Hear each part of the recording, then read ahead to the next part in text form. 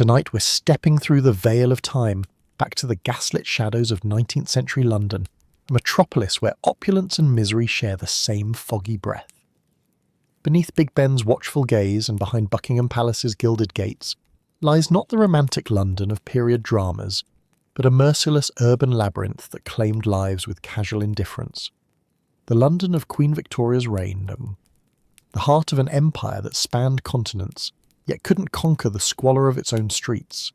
What if you, with all your modern sensibilities and expectations, were suddenly thrust into this world for just 24 hours?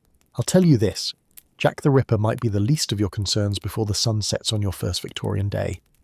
Before we plunge into this historical nightmare, if you're enjoying these journeys into the darker corners of history, consider taking a moment to like this video and subscribe to our nocturnal explorations.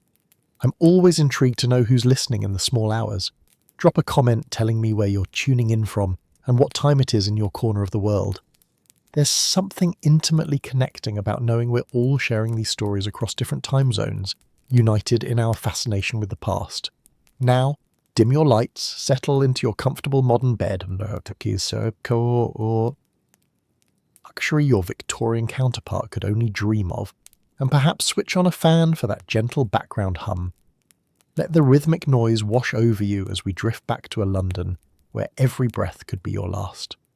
Welcome to Victorian London, a city where splendour and squalor dance a macabre waltz through streets shrouded in toxic fog, where the empire that showcases technological marvels at the Great Exhibition also works children to death in factories, where mornings begin with the choking embrace of coal smoke and evenings end with prayers of those who survived another day in what Charles Dickens called the Monster City.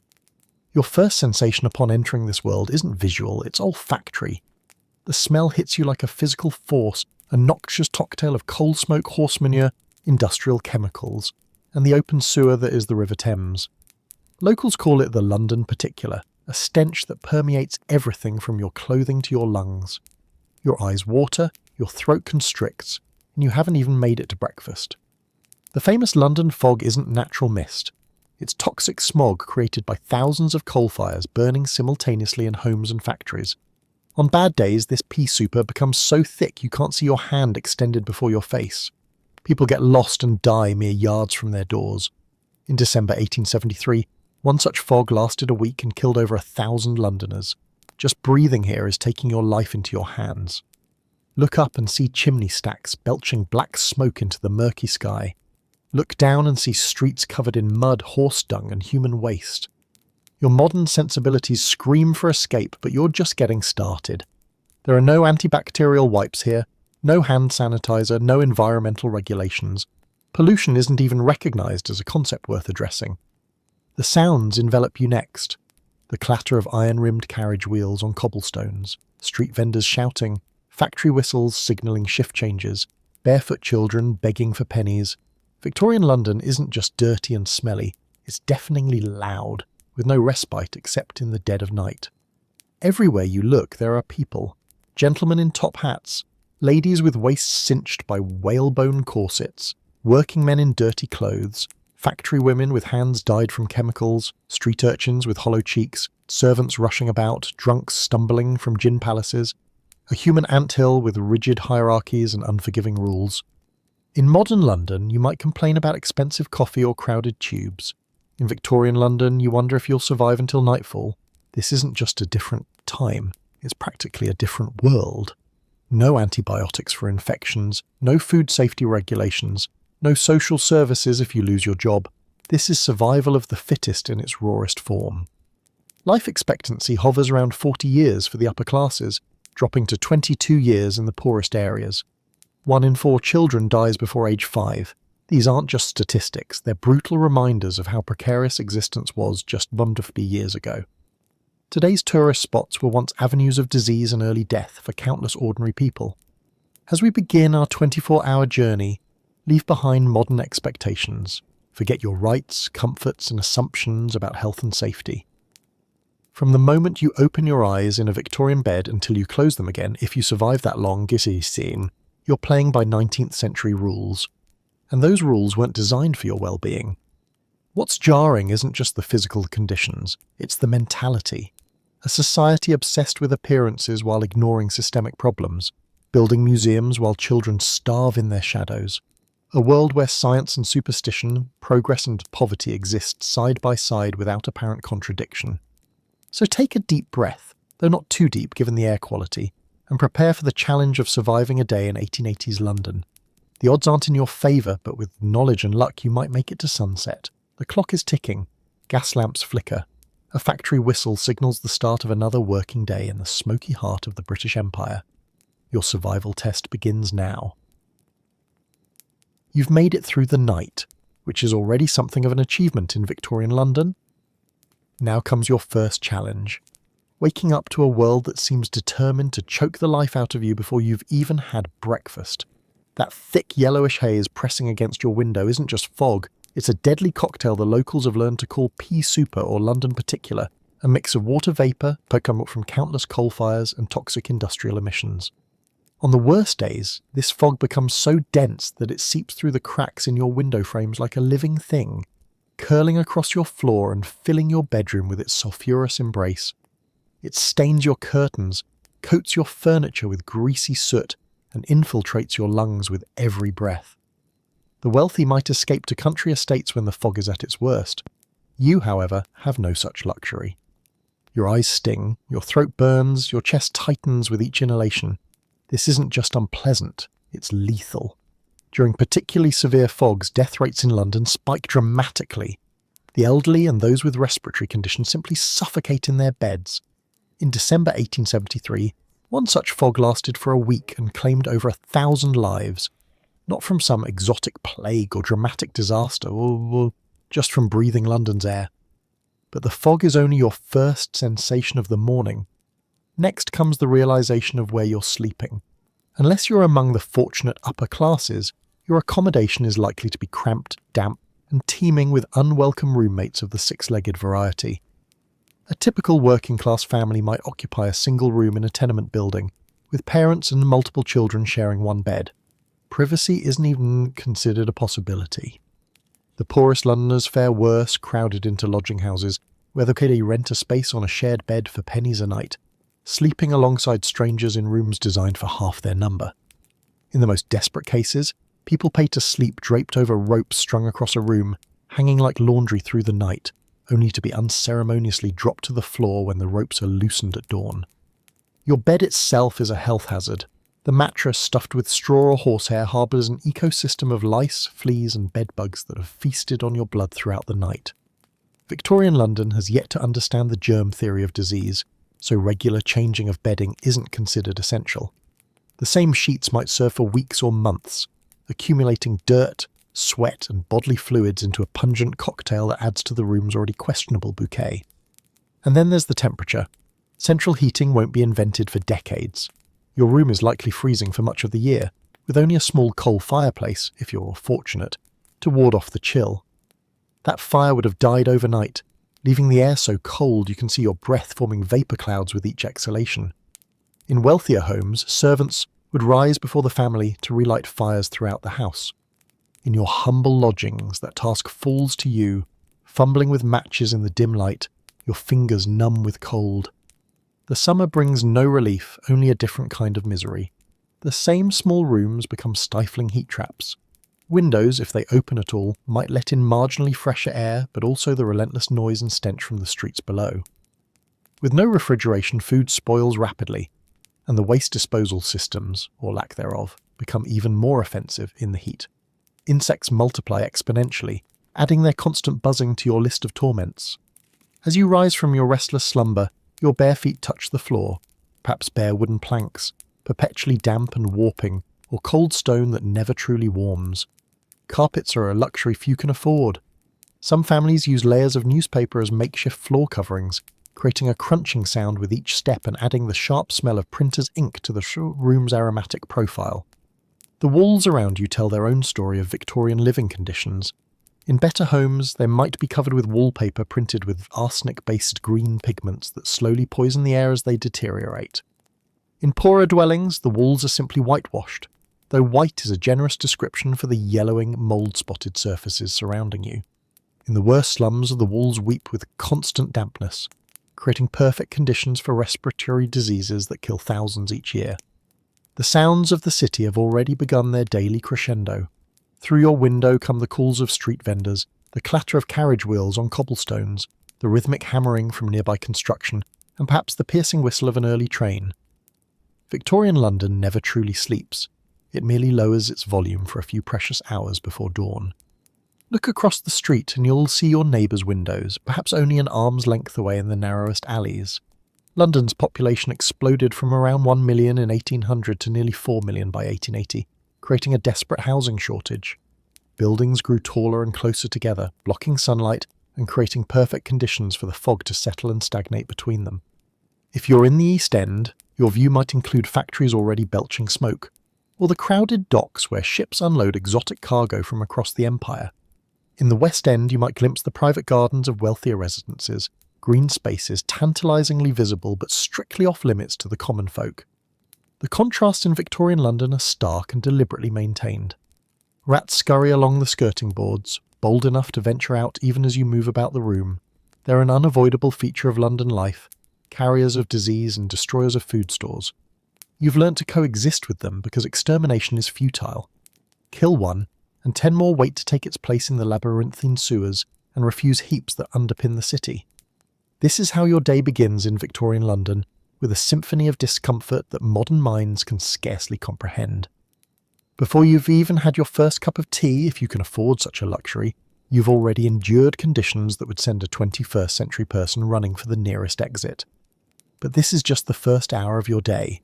The real challenges have yet to begin. You've survived your first moments of consciousness in Victorian London's toxic atmosphere. The fog has settled in your lungs, the cold has penetrated your bones, and now comes your next challenge. Attempting something resembling personal cleanliness in a city where water itself might kill you. That corner basin with its chipped enamel is your first destination. If you're among the wealthier classes, a servant might have already filled it with lukewarm water. For everyone else, you'll need to fetch it yourself from a communal pump or well. Indoor plumbing is a luxury few enjoy. Most Londoners share water sources with dozens or even hundreds of neighbours, trudging up and down stairs with heavy buckets each morning. But before you splash that water on your face, consider its origins. The Thames, London's lifeline, is also its most notorious cesspool. By the 1880s, it's so polluted that it's been described as a monster serpent, huge, scaly and slime-bedaubed. The river receives the untreated waste of nearly 4 million people daily, not to mention industrial runoff from factories, slaughterhouses and tanneries. The Great Stink of 1858 was so overwhelming that Parliament had to suspend its sessions because members couldn't bear the stench coming through the windows. While wealthier neighbourhoods have begun installing proper sewage systems following Joseph Bazalgette's revolutionary designs, many areas still rely on cesspits that leak into the soil and contaminate nearby wells. The concept of waterborne disease is only beginning to be understood. In 1854, Dr. John Snow traced a cholera outbreak to a single water pump on Broad Street, but his findings weren't immediately accepted by the medical establishment. So that water in your basin, clear though it may appear, could contain cholera, typhoid, dysentery, or any number of intestinal parasites waiting to take up residence in your digestive tract. Boiling it would help, but that requires fuel, time, and an understanding of germ theory that most Victorians lack. You wash your face and hands with what amounts to liquid disease, blissfully unaware of the microscopic threat swimming against your skin. Soap exists, but it's expensive and harsh. The cheapest varieties are little more than animal fat mixed with lye, abrasive enough to remove not just dirt but layers of skin as well. Perfumed soaps are available for the affluent, often scented with lavender or rose to mask body odours.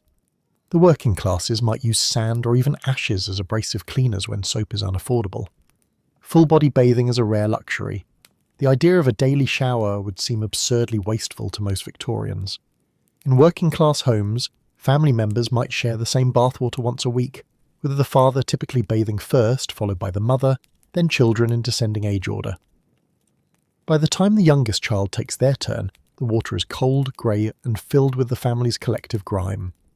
For those without bathing facilities at home, public bathhouses offer a solution, if you can afford the fee.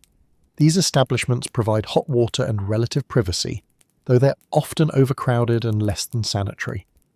Some charitable organisations have begun establishing public baths in the poorest neighbourhoods, recognising that cleanliness might help combat the diseases that ravage these communities. Now comes a more delicate matter, relieving yourself. If you're fortunate, your home has a water closet, an early version of the modern toilet that flushes waste into sewage pipes. More likely you use a chamber pot kept under the bed or in a corner. Each morning these pots must be emptied, either into a cesspit in the yard or, in the poorest areas, simply tossed onto the street, preferably with a warning cry of "Garde-à-l'eau" to alert passers-by. Public toilets are scarce, especially for women. Men can use urinals known as pissoirs in some areas, but Victorian propriety makes addressing women's needs in public spaces nearly unmentionable. For many Londoners, particularly women, holding it becomes a daily exercise in discomfort. Then there's the matter of menstruation. Women use rags, which must be washed and reused, another task requiring water that might be contaminated. Disposal is problematic, creating yet another vector for disease. The subject is so taboo that even medical textbooks often avoid discussing it directly, referring instead to women's troubles or periodic indisposition. Dental hygiene is primitive at best. Toothbrushes exist, though they're made with animal bristles that harbour bacteria. Toothpaste might be homemade from chalk, salt, or even ground charcoal. Many Victorians clean their teeth with a rag wrapped around a finger, if they clean them at all. The wealthy might rinse with expensive mouthwashes containing alcohol or essential oils, while the poor often use plain water or nothing. The consequences are predictable. Dental disease is rampant across all social classes.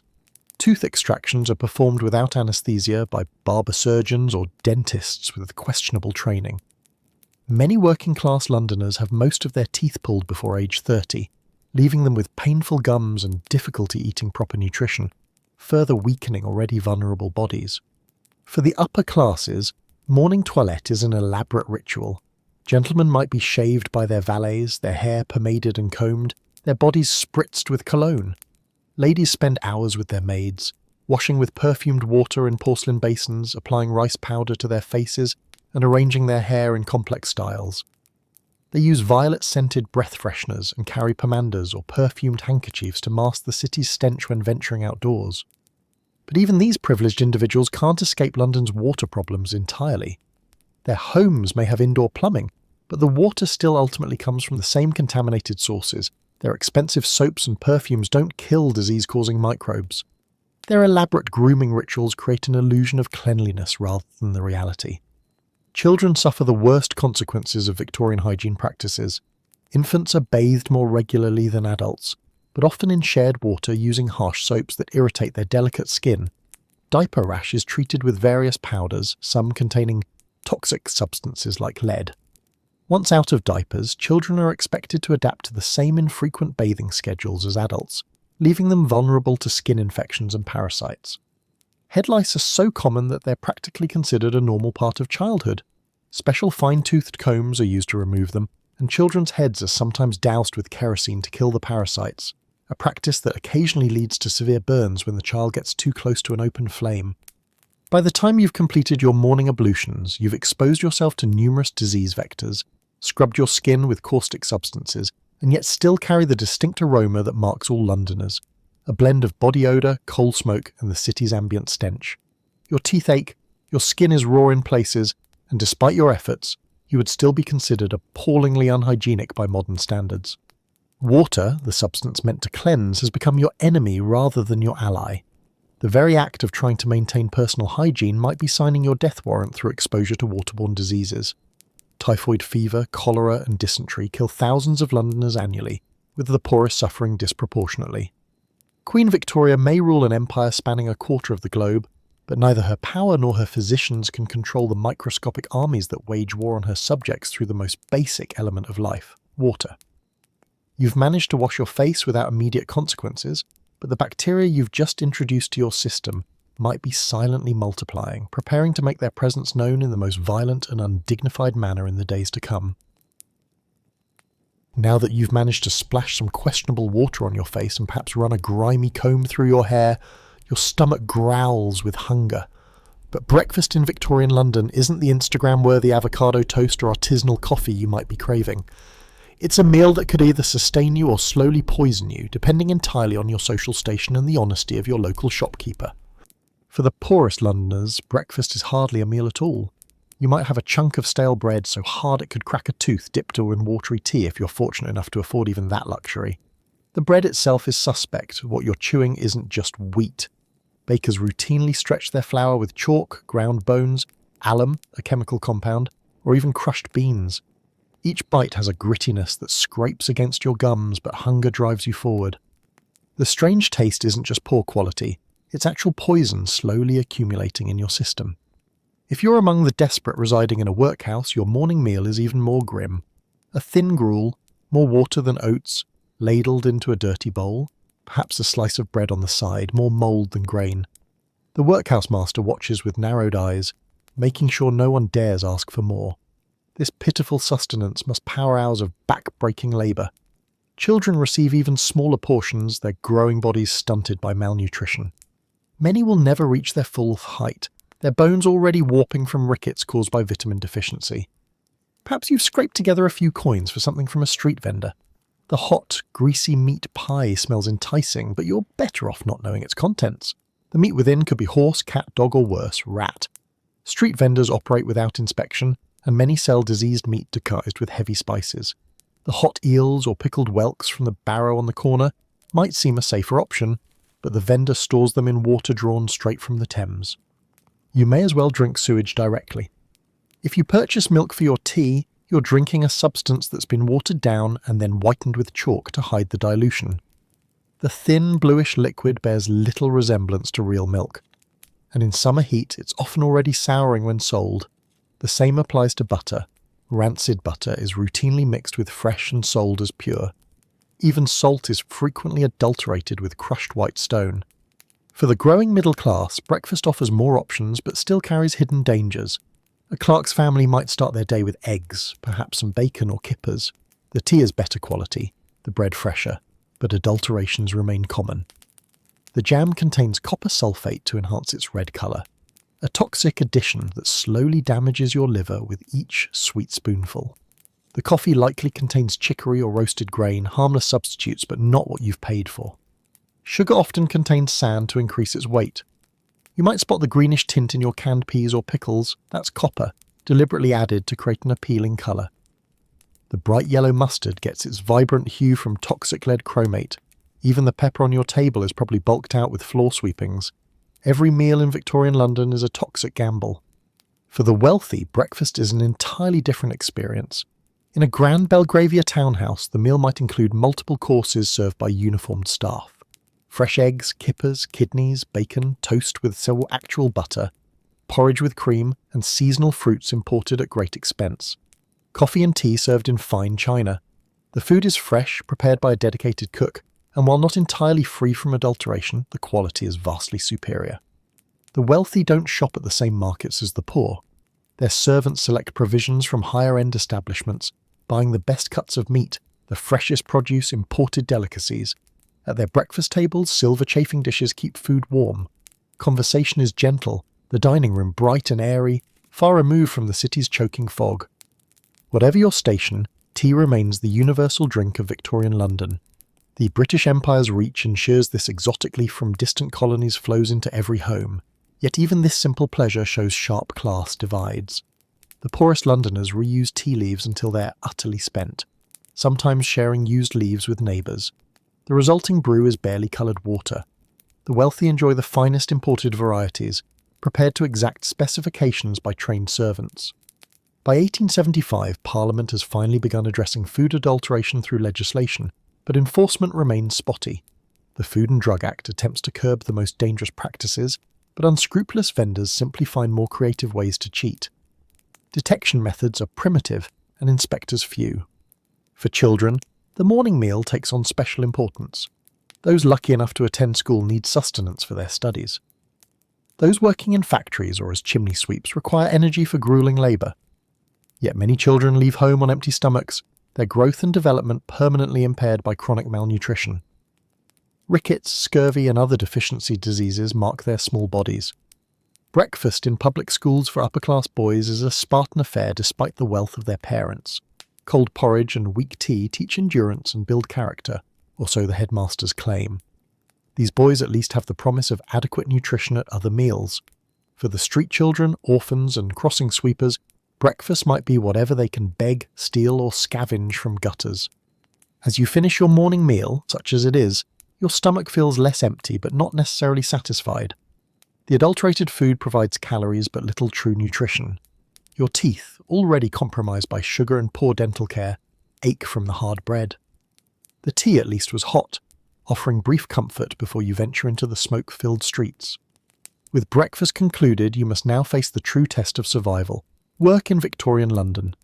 Whether you're heading to a dangerous factory, a stifling office, or the street to sell matches or sweep crossings, the demands of the day will tax your already undernourished body to its limits, and you'll need to earn enough to afford tomorrow's dubious breakfast, assuming you survive another day in this hustless city.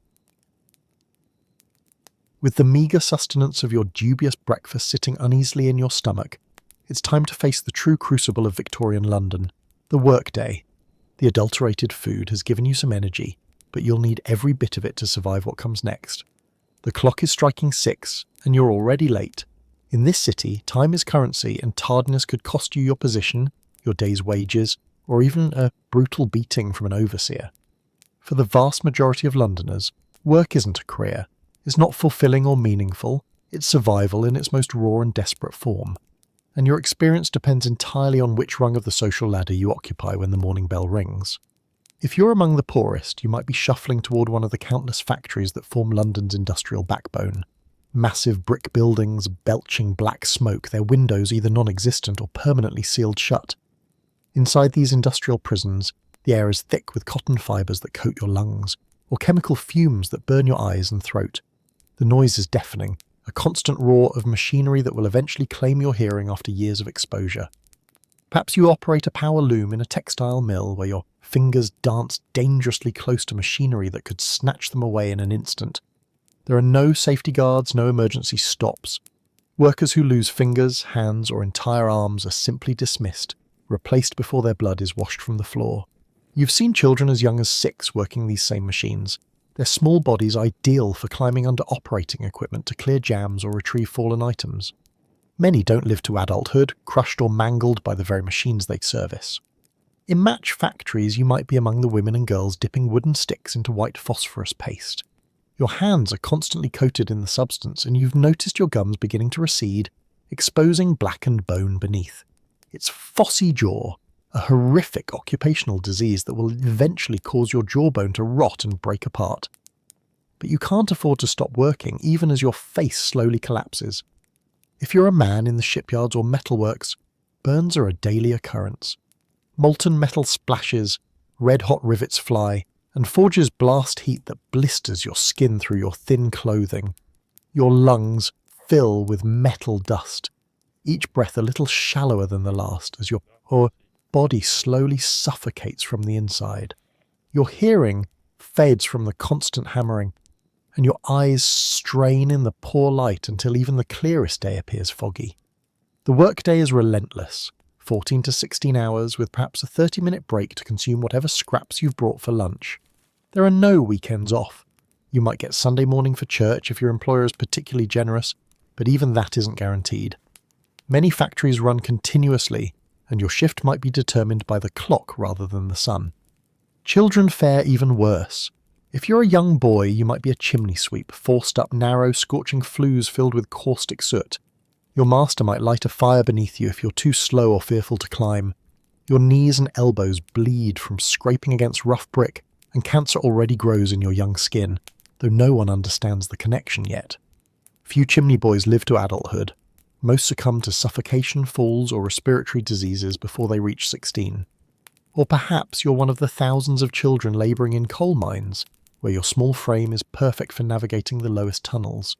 You spend your days in complete darkness, pulling carts of coal through passages barely tall enough to crawl through. Mine collapses are common, as are explosions from coal dust or pockets of gas. If the mine floods, the smallest children at the deepest levels will drown first, their deaths considered an unfortunate but acceptable cost of business. If you're a girl from a poor family, domestic service might be your path, relatively safer but no less grueling. Your day begins at 4 a.m. and rarely ends before midnight. You light fires, Haul water, scrub floors, polish silver, empty chamber pots, cook meals, and remain invisible while doing it all. The lady of the house might beat you for leaving a spot on a glass, or consider it her husband's right to visit your attic room at night. Your sleeping quarters are likely unheated, your food leftovers from family meals, your pay pitiful, but you're luckier than many, at least you have a roof and regular meals. For the growing middle class, work takes a different form. If you're a male clerk, you spend your days perched on a high stool in a counting house or bank, copying ledgers by hand in perfect copperplate script. Your fingers are permanently stained with ink, your back curved from hunching over papers, your eyes failing from the strain. The room is cold and drafty to keep workers alert, though your employer stays warm in a private office. Make a single error in your calculations, and you could lose a day's pay or your position entirely. Shop assistants suffer in different ways. You stand for 14 hours without rest. Sitting would show laziness and disrespect to customers. Women wear corsets that dig into their flesh and restrict breathing. Men wear tight collars that chafe their necks raw. You're expected to be immaculate despite earning barely enough to afford decent clothing. Many shop workers live in dormitories above the store, their entire lives controlled by employers who enforce strict moral codes and curfews. The few who've climbed to professional status, doctors, lawyers, engineers, face less physical hardship but no less pressure. One misstep can end a career built over decades. Even here, the lower ranks struggle. Medical students work days without sleep. Junior lawyers toil through the night preparing cases, and construction engineers risk their lives testing structures that might collapse. Only the aristocracy and the wealthiest industrialists escape labour. Their work, if it can be called that, consists of managing investments, attending social functions, and perhaps occasionally visiting the factories or properties that generate their wealth. They view the working classes as a different species entirely, necessary but fundamentally inferior beings whose suffering is simply their natural state. This disparity is most evident in the response to workplace accidents. When a boiler explodes or a scaffold collapses, dozens might die, but production rarely stops for more than a few hours. New workers are hired before the bodies cool. There is no compensation for widows, no pension for the injured. A worker crippled by machinery is simply discarded, left to beg or enter the dreaded workhouse. The workhouse, even the name, strikes terror. If all other options fail, this is your fate. These institutions, created under the Poor Law of 1834, are designed to be so horrible that only the truly desperate would choose them. Inside, families are separated. Men, women, and children live in different wards, sometimes never seeing each other again. Work is deliberately punishing and pointless, breaking stones, picking apart old rope, or grinding bones. Food is minimal, barely preventing starvation. Uniforms are coarse and uncomfortable, beds hard planks. The workhouse is not charity, it's punishment for the crime of being poor. As the light fades and the factory whistles finally signal the end of the workday, you emerge exhausted, your body aching, perhaps injured, certainly hungry. You've earned perhaps a shilling or two for your 14 hours of toil, barely enough to pay rent on your squalid room and purchase tomorrow's meagre meals. And tomorrow, you'll do it all again, because in Victorian London, to stop working is to begin dying. Your tired feet carry you through streets now growing dark, the air even thicker with coal smoke as thousands of hearths light for evening meals. You'll need to navigate these treacherous thoroughfares to reach home, assuming you have one. But Victorian London streets present their own unique dangers once the workday ends. Section 5. Transportation and Streets. As you leave the suffocating confines of your workplace, aching body craving rest, you must now navigate the treacherous obstacle course that is Victorian London streets. The relative predictability of the factory floor or office desk gives way to the chaotic, filthy, and often dangerous public thoroughfares. Whatever exhaustion you feel must be set aside. The streets of London demand your full attention if you hope to reach home with your person and possessions intact. The first thing that assaults you is the smell. If you thought the factory stench was bad, the streets offer a concentrated miasma of horrors. Horse manure carpets every road, thousands of animals depositing an estimated 1,000 tons of dung daily. In summer heat, this waste dries to dust that billows into your lungs with each laboured breath. In wet weather, it transforms into a slippery, stinking sludge that spatters your clothing with each carriage that thunders past. The poor call this substance road fruit, and gangs of children scrape it up to sell to tanneries, farmers and gardeners, if they're entrepreneurial. If they're desperate, they sift through it for undigested oats to eat. Adding to this equine effluence is household waste tossed from windows with minimal warning and the contents of slaughterhouses that spill blood and offal directly onto side streets. The sewers, where they exist, are open channels running alongside roads, carrying human excrement, industrial chemicals, and animal remains in sluggish, bubbling streams. The stench is so powerful that Parliament once had to suspend session when an especially hot summer rendered the Thames, that open sewer artery cutting through London's heart, too putrid for politicians to endure even through closed windows. The noise is equally assaulting. Iron-rimmed carriage wheels on cobblestone streets create a constant teeth-rattling din. Hawkers and street vendors shout their wares, competing with the calls of rag-and-bone men, knife sharpeners and chair menders. Drunks argue outside gin palaces, newsboys screech headlines of the latest murders, and barrel organs grind out tinny melodies. Church bells toll the hour, factory whistles signal shift changes, and beneath it all is the perpetual clatter of thousands of hooves. The visual chaos matches the auditory. Carriages, carts, drays and omnibuses crowd every inch of roadway, their drivers engaged in constant profane competition for space. There are no traffic lights, no lane markings, no organised system whatsoever. Vehicles simply push forward however they can, while pedestrians dodge between them, risking life and limb with each crossing. An estimated 300 Londoners die each year in traffic accidents, crushed beneath wheels or hooves, with thousands more seriously injured. If you're wealthy, you might travel by hansom cab, a relative luxury with nimble manoeuvrability and private compartment. But even this doesn't guarantee safety. The two-wheeled vehicle is notoriously unstable, and many a gentleman has been unceremoniously dumped into the muddy street when the horse stumbles.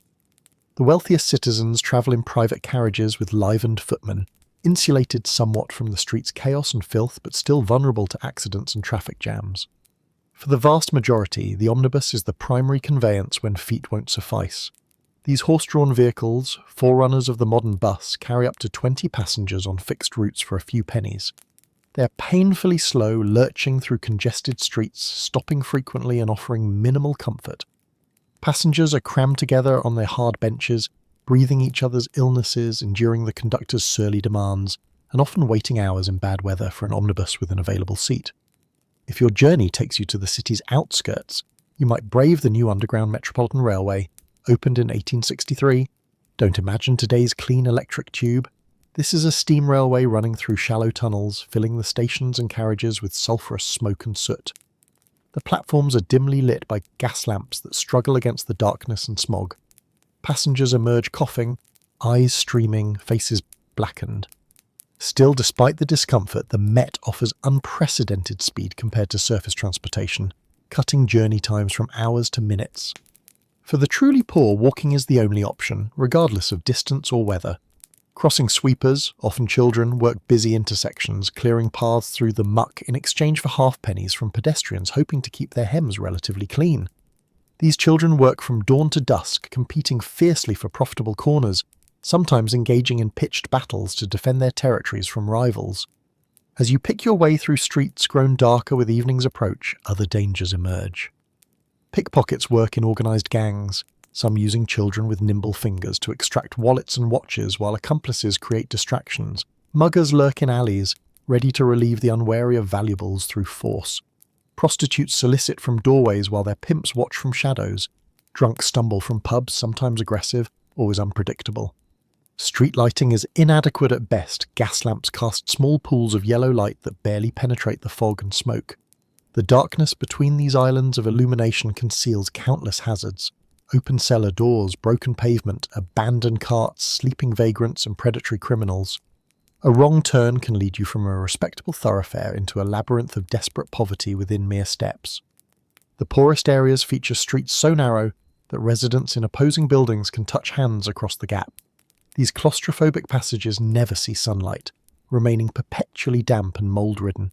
The buildings lean precariously, upper stories jutting over lower ones, creating tunnels of gloom where disease flourishes and law rarely penetrates. If your path takes you near the Thames, you might glimpse the mudlarks, scavengers who wade through toxic riverbed mud at low tide, searching for coins, nails, coal, rope, anything with even minimal value. Many are children, their small bodies blackened with filth, working ankle-deep in a soup of industrial waste and human excrement.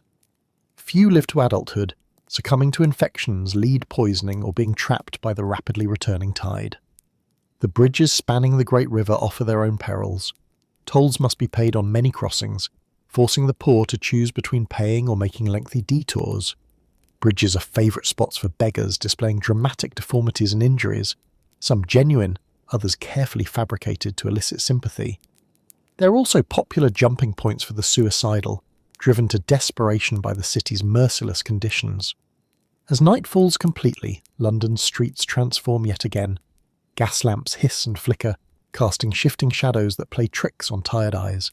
The working crowds thin, replaced by a nocturnal population. Night soil men collecting human waste, prostitutes plying their dangerous trade, drunks stumbling home, police constables patrolling with questionable enthusiasm, and predators of all varieties seeking vulnerable targets. You hurry your steps, eyes down, avoiding attention. After the day's labour and the street's gauntlet, all you want is the dubious sanctuary of your lodgings, however humble they might be. But before you can rest, you must still contend with one more challenge: the poisonous air that thickens as evening fires are lit throughout the vast metropolis, turning London's infamous fog into something far more sinister.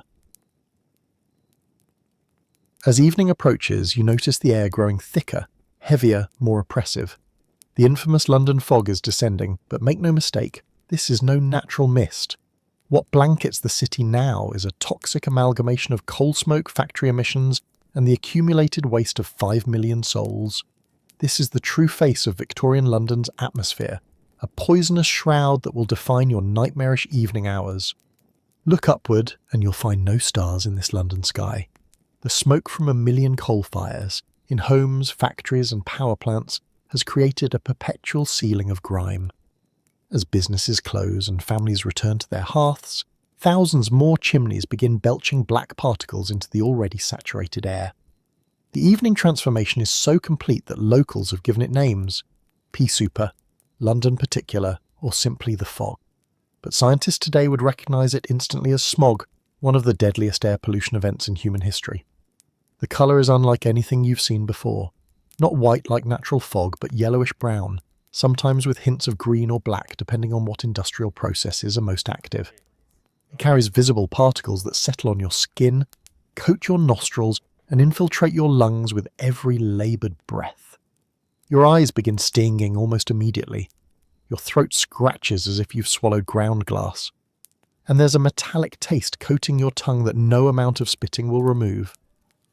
It feels like breathing through a wet blanket soaked in acid, a contemporary account describes.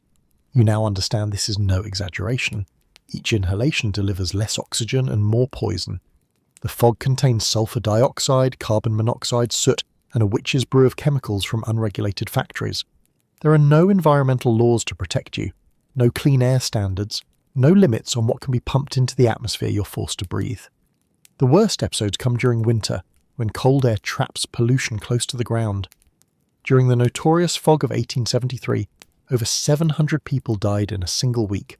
The Great Smog of 1852 killed thousands more. The causes of death were listed as bronchitis, pneumonia, or asphyxiation. But the true killer was industrial progress unleashed without consideration for human lungs. Navigation becomes treacherous as visibility drops to mere feet, sometimes inches. Street lamps, if they are lit at all, appear as hazy, distant glows that offer direction but little actual illumination. Their gas flames struggle in the oxygen-poor environment. On the worst days, theatres close because audiences cannot see the stage. Concerts are cancelled when musicians cannot read their sheet music. Trains stop running when drivers cannot see signals. The city, in essence, suffocates into stillness. You witness people tying handkerchiefs over their faces in a futile attempt to filter the air.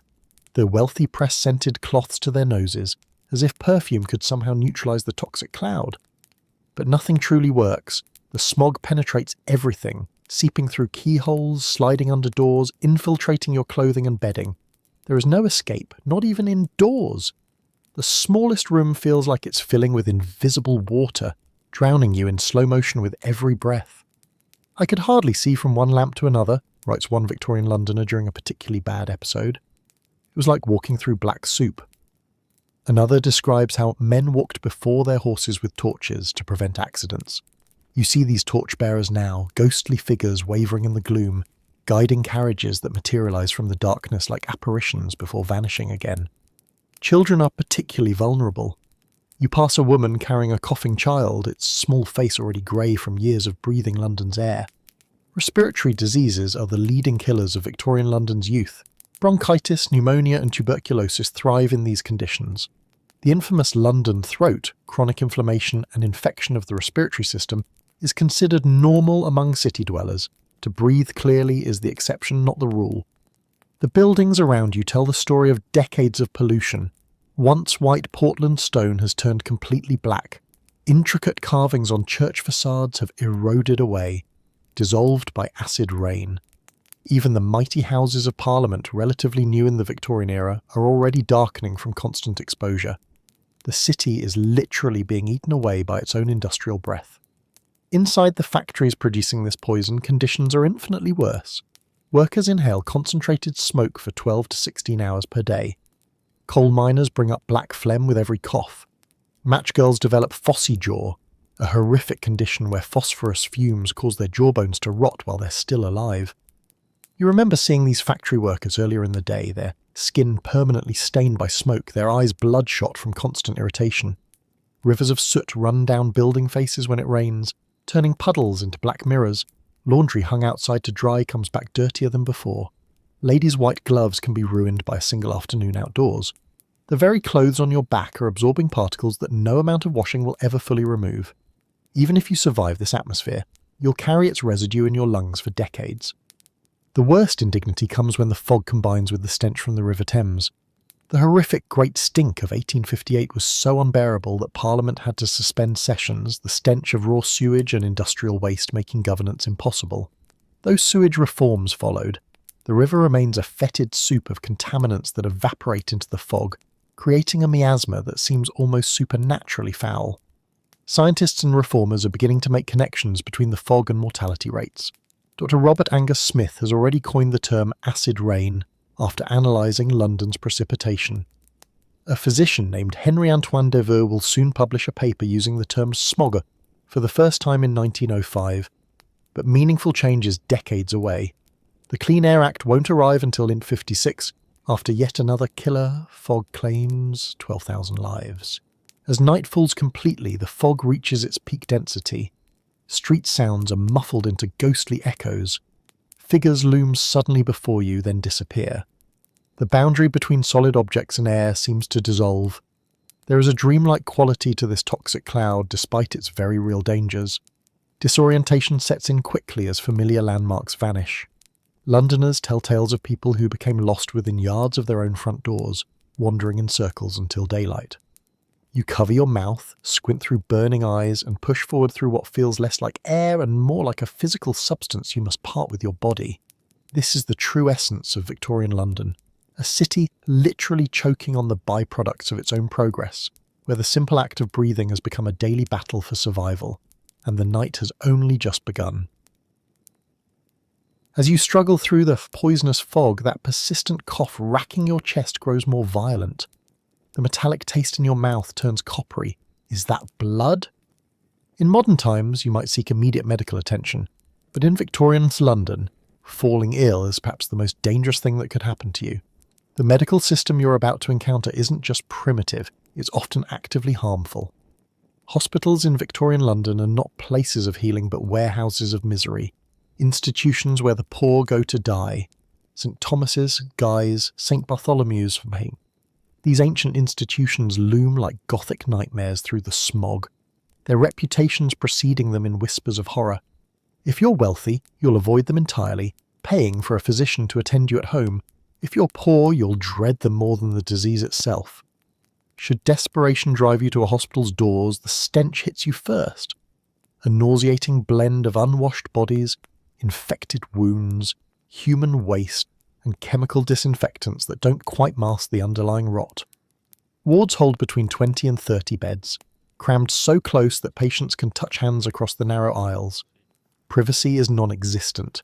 You'll hear every moan, death rattle, and scream from your neighbours. The beds themselves are horrors, thin mattresses stuffed with straw or horsehair, often soaked with bodily fluids from previous occupants. Sheets might be changed weekly if you're fortunate. More likely, they're simply turned over when too soiled on one side. A single blanket provides inadequate warmth in buildings where winter drafts cut through stone walls. Patients with different diseases are mixed together with minimal separation, creating perfect conditions for cross-infection. The hospital air, Florence Nightingale wrote, is worse for the patient than no air at all. She wasn't exaggerating. The miasma theory still dominates medical thinking, the belief that disease spreads through foul air rather than germs. While not entirely wrong given London's toxic atmosphere, this incomplete understanding means doctors and nurses move between patients without washing hands or changing blood-soaked aprons. Surgical instruments are wiped clean rather than sterilised. The same sponge might wash a dozen infected wounds. Surgery is a death sentence disguised as treatment. Operating theatres are exactly that, theatres, with students and curious onlookers crowding tiered seating to watch procedures. The surgeon, dressed in a blood-encrusted frock coat he never washes, the stains are a badge of experience, works quickly rather than carefully. Speed matters more than precision, because patients are fully conscious or, at best, drunk or drugged with opium. "Time me, gentlemen," famous surgeon Robert Liston would call before amputations he completed in under 3 minutes. His speed saved some from dying of shock or blood loss, but in one infamous operation he accidentally removed a patient's testicles, sliced through an observer's fingers, and slashed another surgeon's coat. The patient and assistant died of infections, and the observer died of shock, creating the only operation with a 300% mortality rate. Anesthesia exists but is unreliable and feared. Chloroform and ether are administered by untrained assistants guessing at dosages. Too little leaves you awake and screaming, too much stops your heart.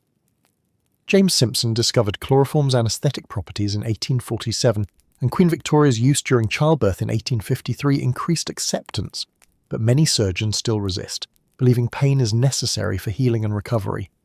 The hospitals themselves actively spread disease. Florence Nightingale's revolutionary work during the Crimean War, 1853 to 1856, proves that basic sanitation drastically reduces mortality, yet most London hospitals ignore her findings. She shows that soldiers in filthy field hospitals die from preventable infections at far higher rates than from battle wounds, but doctors, all male and resenting female interference, dismiss her statistical evidence. If you're poor but not destitute, you might seek treatment at a dispensary, a charitable outpatient clinic where you'll wait hours for a brief consultation and some dubious medicine. Diagnosis is primitive, based largely on visible symptoms rather than understanding of disease mechanisms. The stethoscope exists but is considered newfangled by many practitioners. Laboratory tests are virtually non-existent in routine care. For the wealthy, private physicians offer more comfort but little additional medical value. They'll arrive at your home in formal attire, carrying leather bags filled with similar ineffective or dangerous remedies. The difference is primarily in setting and bedside manner. You'll be treated in your own clean bed, attended by your own servants, but the medicines and procedures remain largely identical and equally lethal. Speaking of medicines, they're a pharmacological nightmare. Regulation is virtually non-existent until the 1868 Pharmacy Act, and even afterward enforcement is weak. Patent medicines line pharmacy shelves, their ingredients secret but often containing opium, cocaine, alcohol, mercury, arsenic or strychnine. Mrs. Winslow's soothing syrup quiets colicky babies because it contains morphine. Godfrey's cordial, another children's medicine, is primarily opium. Working mothers, desperate for something to keep children quiet during long factory shifts, inadvertently poison their infants. Doctors routinely prescribe toxic substances. Mercury treats everything from constipation to syphilis, slowly poisoning patients while their original conditions worsen. Bloodletting remains common practice. Leeches or venesection, cutting veins to drain blood, weaken already vulnerable patients. Blistering involves deliberately burning skin with caustic substances to draw out disease, creating painful wounds that frequently become infected. The most common killers stalk you at every turn. Tuberculosis, consumption, or the White Plague kills 1 in 7 Londoners, thriving in overcrowded tenements and workhouses. You recognise its victim by their skeletal frames, bloody coughs, and feverish eyes. Entire families succumb, one after another, in what's romantically called the wasting disease, despite the terrible reality of slowly drowning in your own bloody sputum. Cholera erupts in devastating outbreaks, the worst in 1832, 1848, 1854, and 1866. Its victims can be healthy in the morning and dead by nightfall, their bodies drained by violent diarrhea and vomiting, skin turning blue-grey as dehydration collapses veins. John Snow makes the groundbreaking discovery during the 1854 outbreak that contaminated water from the Broad Street pump causes the disease, not miasma, as commonly believed, but officials remove the pump handle reluctantly, sceptical of his water theory. Smallpox, despite Jenner's vaccination discovered in 1796, still ravages unvaccinated populations, leaving survivors permanently scarred if they're lucky. Typhoid, typhus, diphtheria, scarlet fever, these household names cause everyday terror, particularly for parents. 1 in 4 children dies before age 5, with mortality closer to 50% in the poorest areas. Mothers commonly avoid naming babies until their first birthdays, when survival becomes somewhat more likely. Childbirth itself remains perilous well into the Victorian era. Puerperal fever, childbed fever, kills up to 25% of women giving birth in hospitals, ironically, making home births safer despite fewer interventional options. Ignaz Semmelweis demonstrates in 1847 that doctors transmit the infection on unwashed hands, moving directly from performing autopsies to delivering babies, but his findings are ridiculed and rejected by the medical establishment for decades. Mental illness receives particularly barbaric treatment. Bedlam, Bethlehem Royal Hospital, remains notorious, though marginally improved from earlier centuries. Patients are still restrained with chains and straitjackets, dunked in cold water, or spun in special chairs until they vomit or lose consciousness. Treatments believed to shock the system back to sanity. Private asylums for wealthy patients offer better conditions, but similarly ineffective therapies. For most Victorian Londoners, serious illness means turning to folk remedies, prayer or fatalistic acceptance. Working-class families simply cannot afford medical care. When a wage earner falls ill, the family faces immediate crisis, no sick leave, no insurance, no safety net exists. The loss of even a few days' wages means deepening debt, hunger, and potential eviction. Many workers continue labouring while desperately ill, spreading disease while hastening their own deaths. Only in the latter Victorian period do meaningful improvements begin. Joseph Lister introduces antiseptic surgery in the 1860s, dramatically reducing post-operative infections with carbolic acid. Public health movements gradually gain traction. The 1875 Public Health Act creates the first comprehensive sanitation framework. Nursing emerges as a respectable profession, thanks largely to Nightingale's school at St Thomas' Hospital, though formal training remains minimal by modern standards. As you huddle in your damp room, listening to the consumptive coughs echoing through thin walls, you realise that in Victorian London, your body is not your ally, but a vulnerable vessel navigating constant biological threats. Every scratch might become infected, every cough could be the first sign of tuberculosis, every stomach pain potentially typhoid. The fog outside carries invisible killers, but even the medical system designed to save you might hasten your demise. For most Victorians, the best medical plan is simple. Try desperately not to get sick at all. As you contemplate the terrifying prospect of illness in this medical wasteland, your thoughts turn to a simple truth. Your chances of survival depend not on the severity of your disease, but on the weight of your purse. This brutal calculus defines every aspect of Victorian London. The city isn't just divided, it's fractured into parallel worlds that rarely intersect except through exploitation, charity, or crime. Your accent, clothing, address, and mannerisms mark you instantly in a society obsessed with hierarchical distinctions. London's geography itself enforces these divisions. The fashionable West End, Mayfair, Belgravia, Kensington, houses the aristocracy and wealthy and palatial townhouses with classical facades. Just a mile east lies the fetid warren of Seven Dials or the notorious slums of St Giles, where multiple families crowd into single rooms and raw sewage runs in open gutters. The East End, Whitechapel, Spitalfields, Bethnal Green, functions as an entirely different city, one that West End residents discuss with a mixture of fear and morbid fascination but never actually visit. The upper class, perhaps 1% of the population, lives in almost inconceivable luxury. Their townhouses employ dozens of servants. Their country estates span thousands of acres. Their children attend Eton, Harrow or Oxford regardless of intelligence or aptitude. They marry within their tight circles, reinforcing wealth through strategic alliances. Their daily lives revolve around an elaborate social season: balls, dinners, operas, horse races, where subtle status distinctions are obsessively maintained. You can identify them instantly. Their skin is clean and often pale, protected from the elements and manual labour. Their hands are soft, nails manicured. Their clothing is bespoke, men in perfectly tailored frock coats and top hats, women in gowns requiring yards of expensive fabric and hours of a seamstress's labour. They speak in refined accents taught by governesses and reinforced through exclusive education.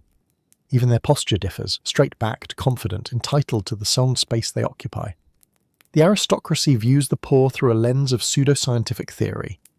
Popular writing suggests poverty stems from moral failings, rather than systemic injustice.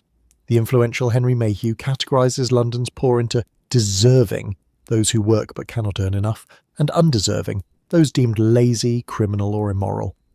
This convenient taxonomy allows the wealthy to selectively assist the deserving while criminalising the rest. The middle class, perhaps 15% of Londoners, occupies an anxiety-inducing middle ground. Their position is precarious, dependent on maintaining appearances often beyond their means. A clerk earning £100 annually might spend 20s on clothing to appear respectable enough to keep his position. One financial setback, illness, job loss, death of a breadwinner, can send a middle-class family spiralling into poverty with terrifying speed. You recognise middle-class Victorians by their desperate adherence to propriety. Their homes in areas like Bloomsbury or Islington feature parlours meticulously maintained for receiving visitors, even if backrooms are threadbare. They employ perhaps one servant, usually a maid of all work, often a young girl treated with casual cruelty.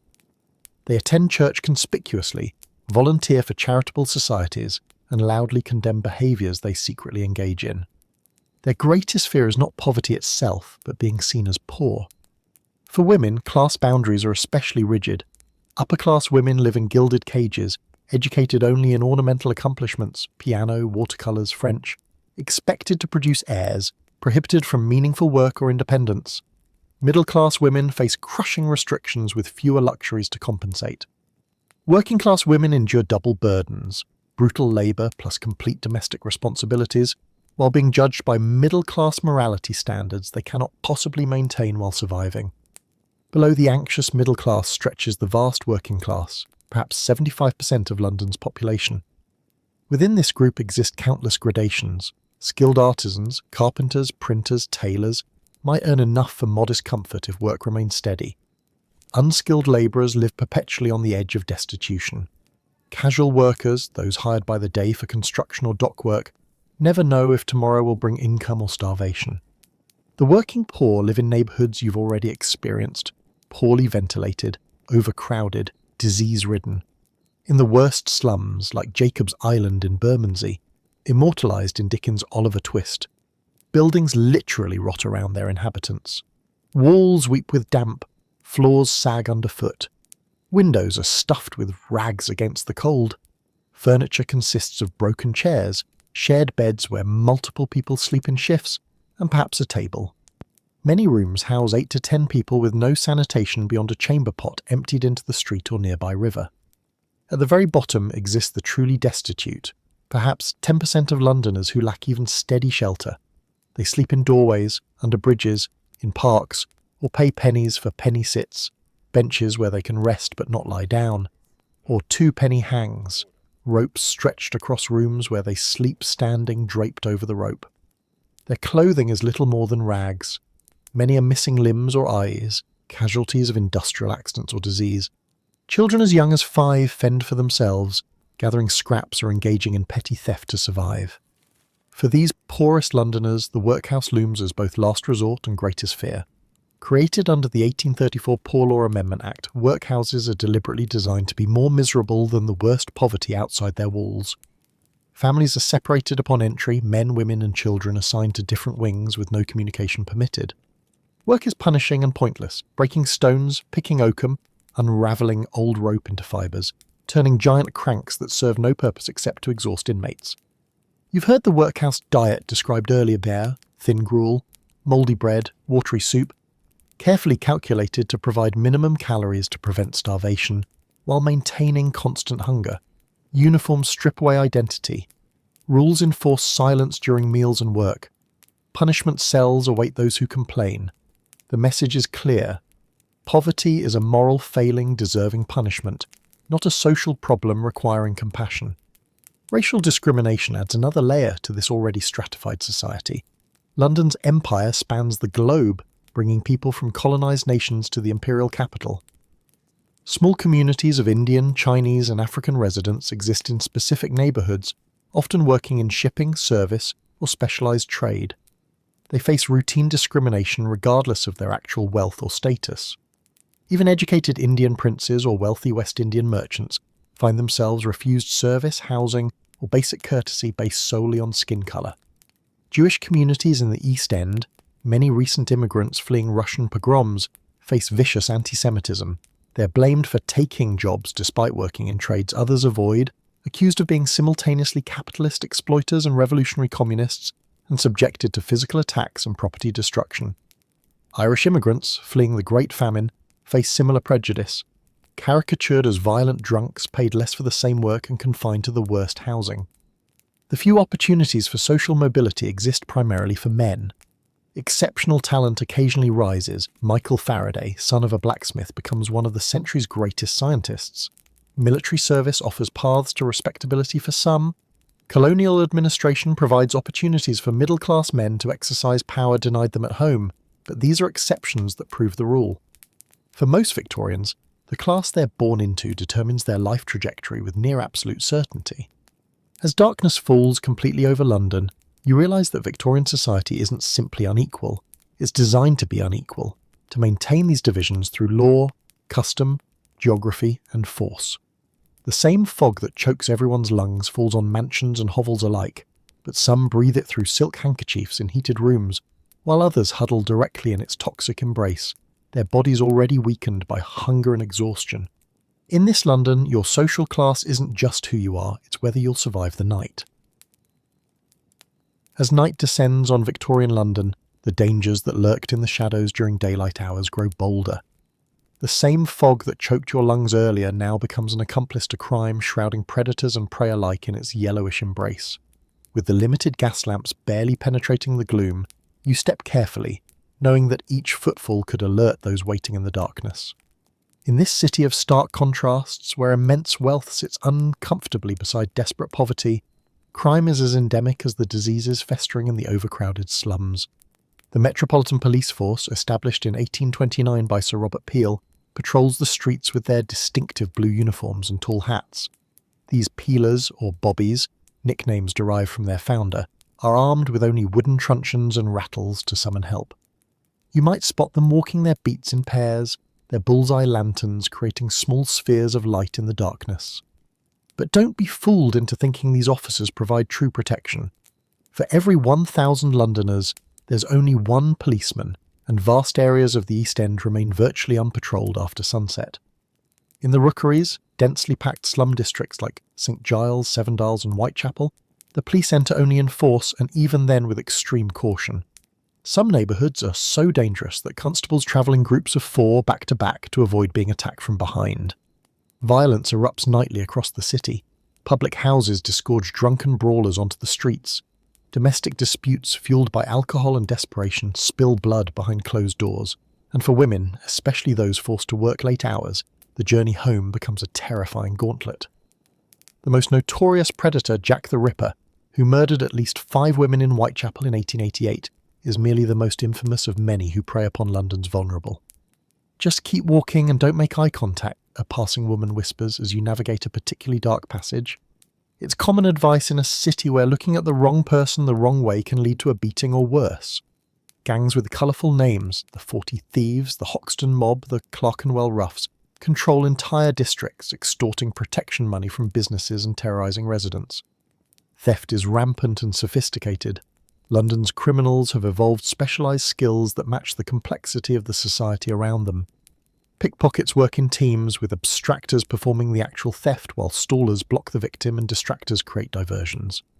Young children, with their nimble fingers and ability to slip through crowds, are recruited, or sold, into these criminal networks, trained under threat of beating to become expert thieves before they're old enough to attend school. Mudlarks, those same desperate children you saw scavenging in the Thames mud earlier today, often graduate to more serious crimes as they age. With no education and bodies stunted by malnutrition and pollution-related illnesses, legitimate employment remains closed to many of them. Crime becomes not a choice but a continuation of the desperate struggle for survival. If you're wealthy enough to hail a handsome cab, you might still fall victim to a long-firm fraud where the driver takes you on an unnecessarily extended route to inflate the fare.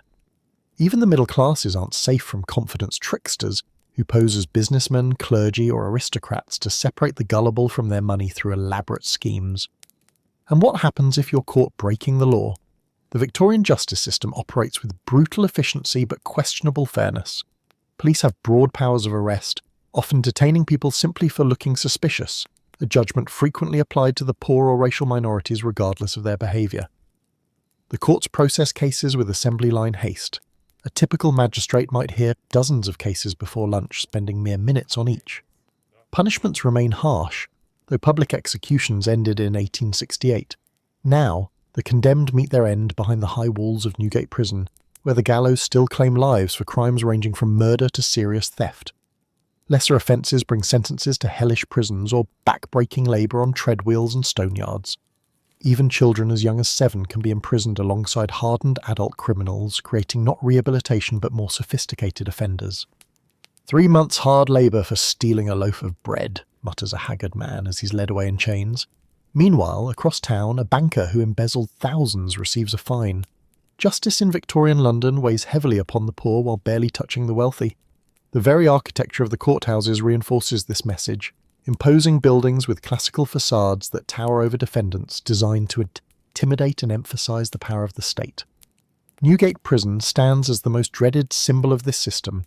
Its thick stone walls, barely penetrated by tiny windows, hide conditions that break body and spirit alike.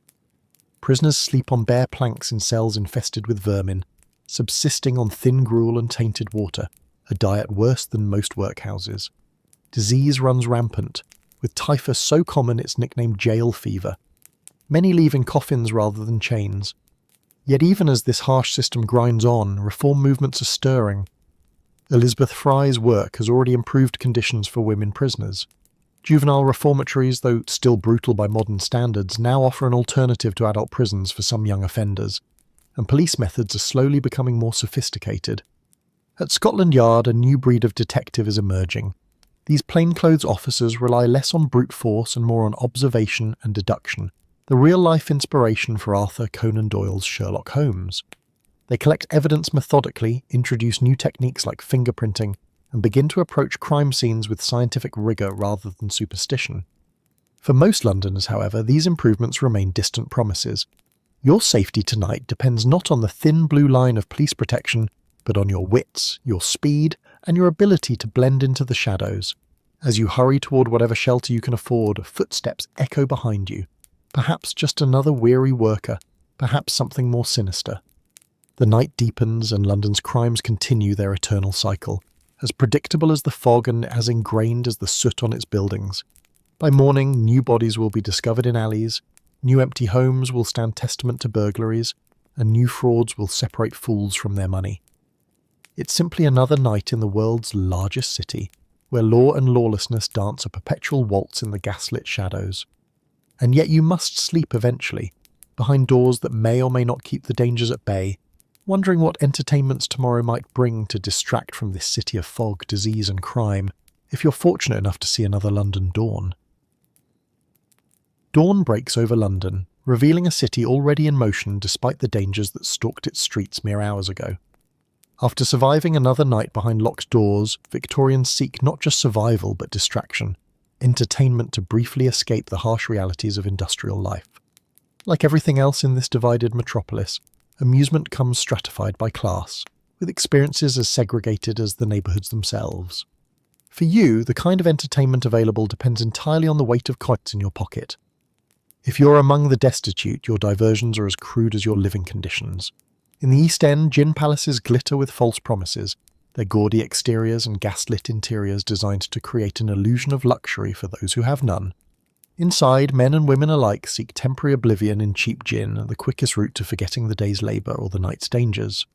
These are not the genteel drinking establishments of the West End, but factories of intoxication where the poorest consume liquid fire that gradually destroys their health as surely as the smog corrodes their lungs. "Another penny! Another paradise!" slurs a woman beside you, her face bearing the telltale broken veins of the habitual drinker. The Gin Palace serves as pub, social club and escape route for those with nowhere else to turn. Children wait outside, hoping their parents leave before spending every last penny of the family's food money. If you're working class but slightly better off, you might spend an evening at the music hall, Victorian London's most democratic entertainment venue. For a few pence you enter a world of raucous songs, bawdy comedy, acrobats and novelty acts. The atmosphere is thick with tobacco smoke, spilled beer, and the collective exhalation of hundreds packed tightly together.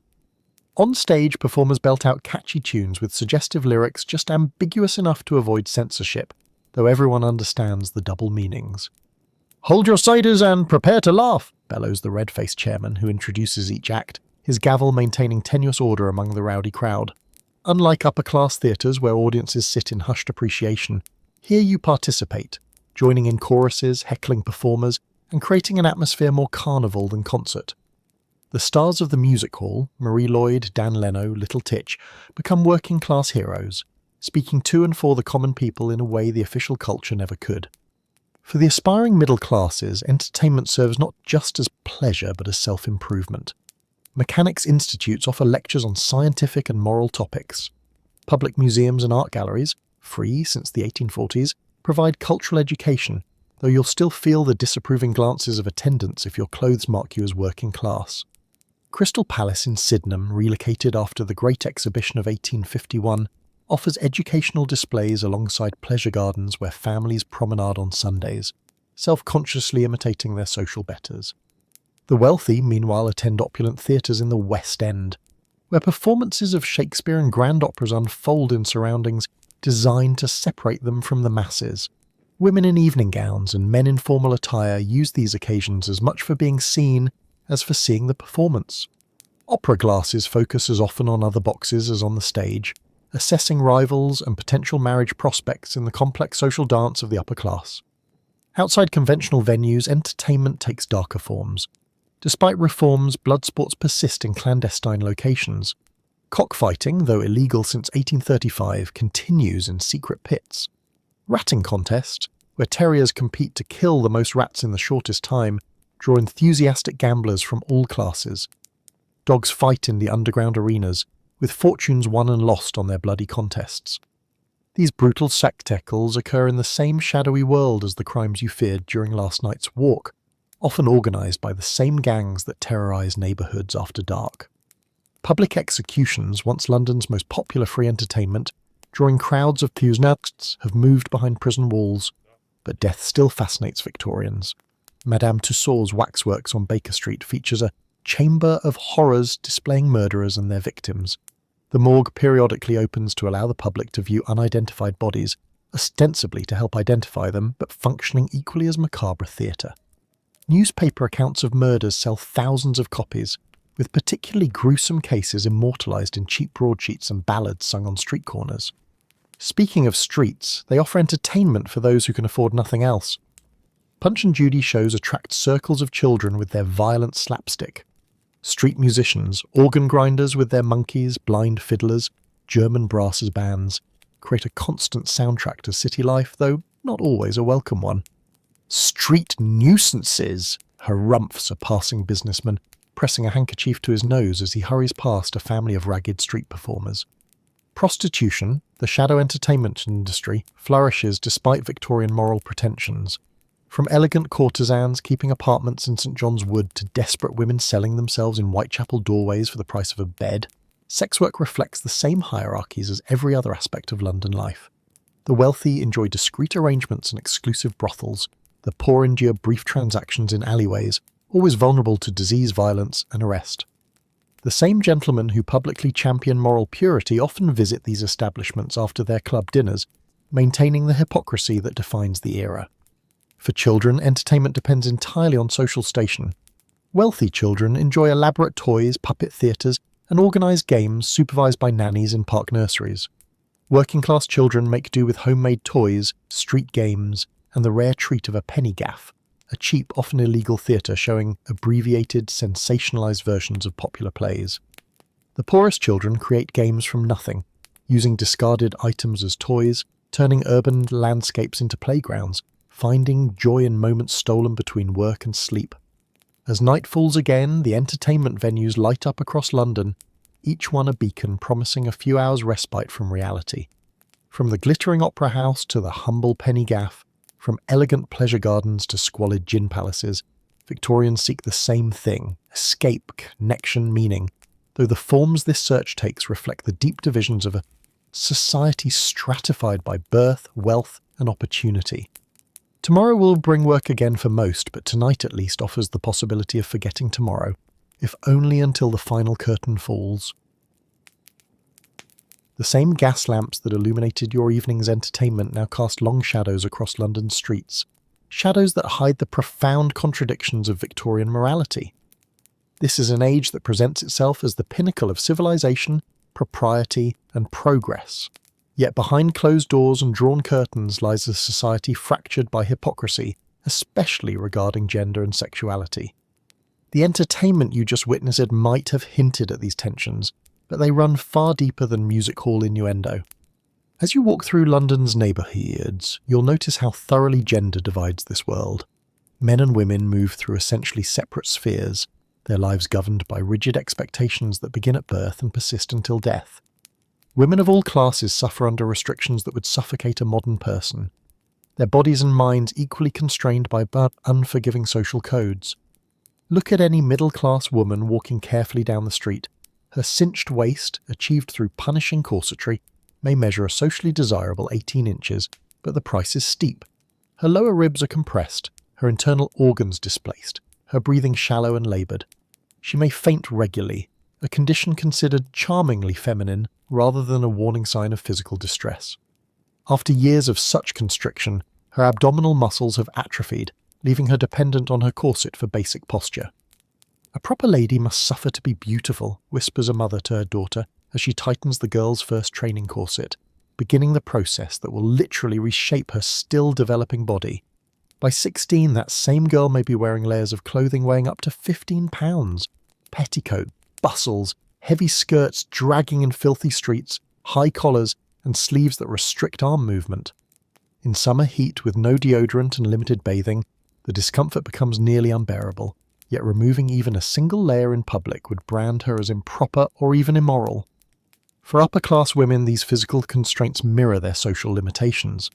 Despite often receiving decent education, they're barred from universities and professions, expected instead to become angels of the house, moral guardians of domestic tranquility with no meaningful existence outside the home. Their financial and legal rights are severely limited. Upon marriage, a woman's property and even her body become legally her husband's possessions. Divorce is nearly impossible for women to obtain, requiring proof of both adultery and additional offences like cruelty or desertion, while men need only prove adultery. "Remember, to be seen is to be compromised," warns a lady's companion, pulling her charge away from a too animated conversation with a gentleman. Reputation is everything, and the slightest hint of impropriety can destroy a woman's marriage prospects and social standing. Young ladies are chaperoned constantly, their interaction with men strictly monitored.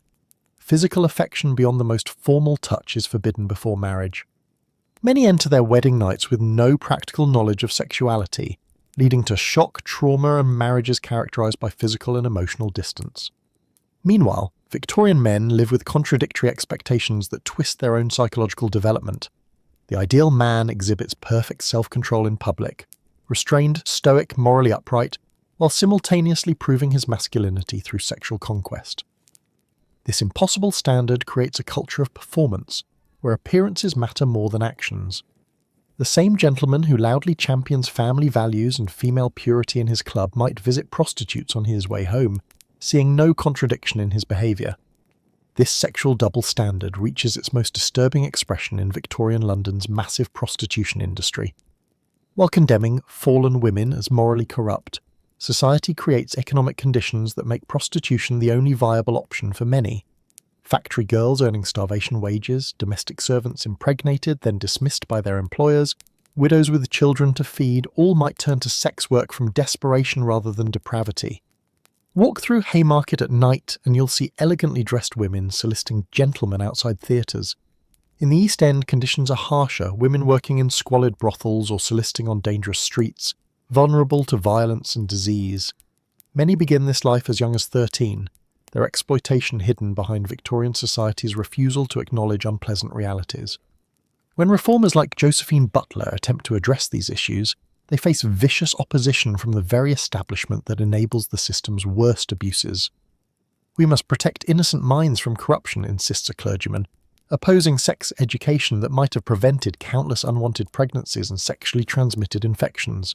This willful ignorance permeates society, creating generations of women who cannot name their own anatomy, and men who understand nothing about female pleasure or reproductive health.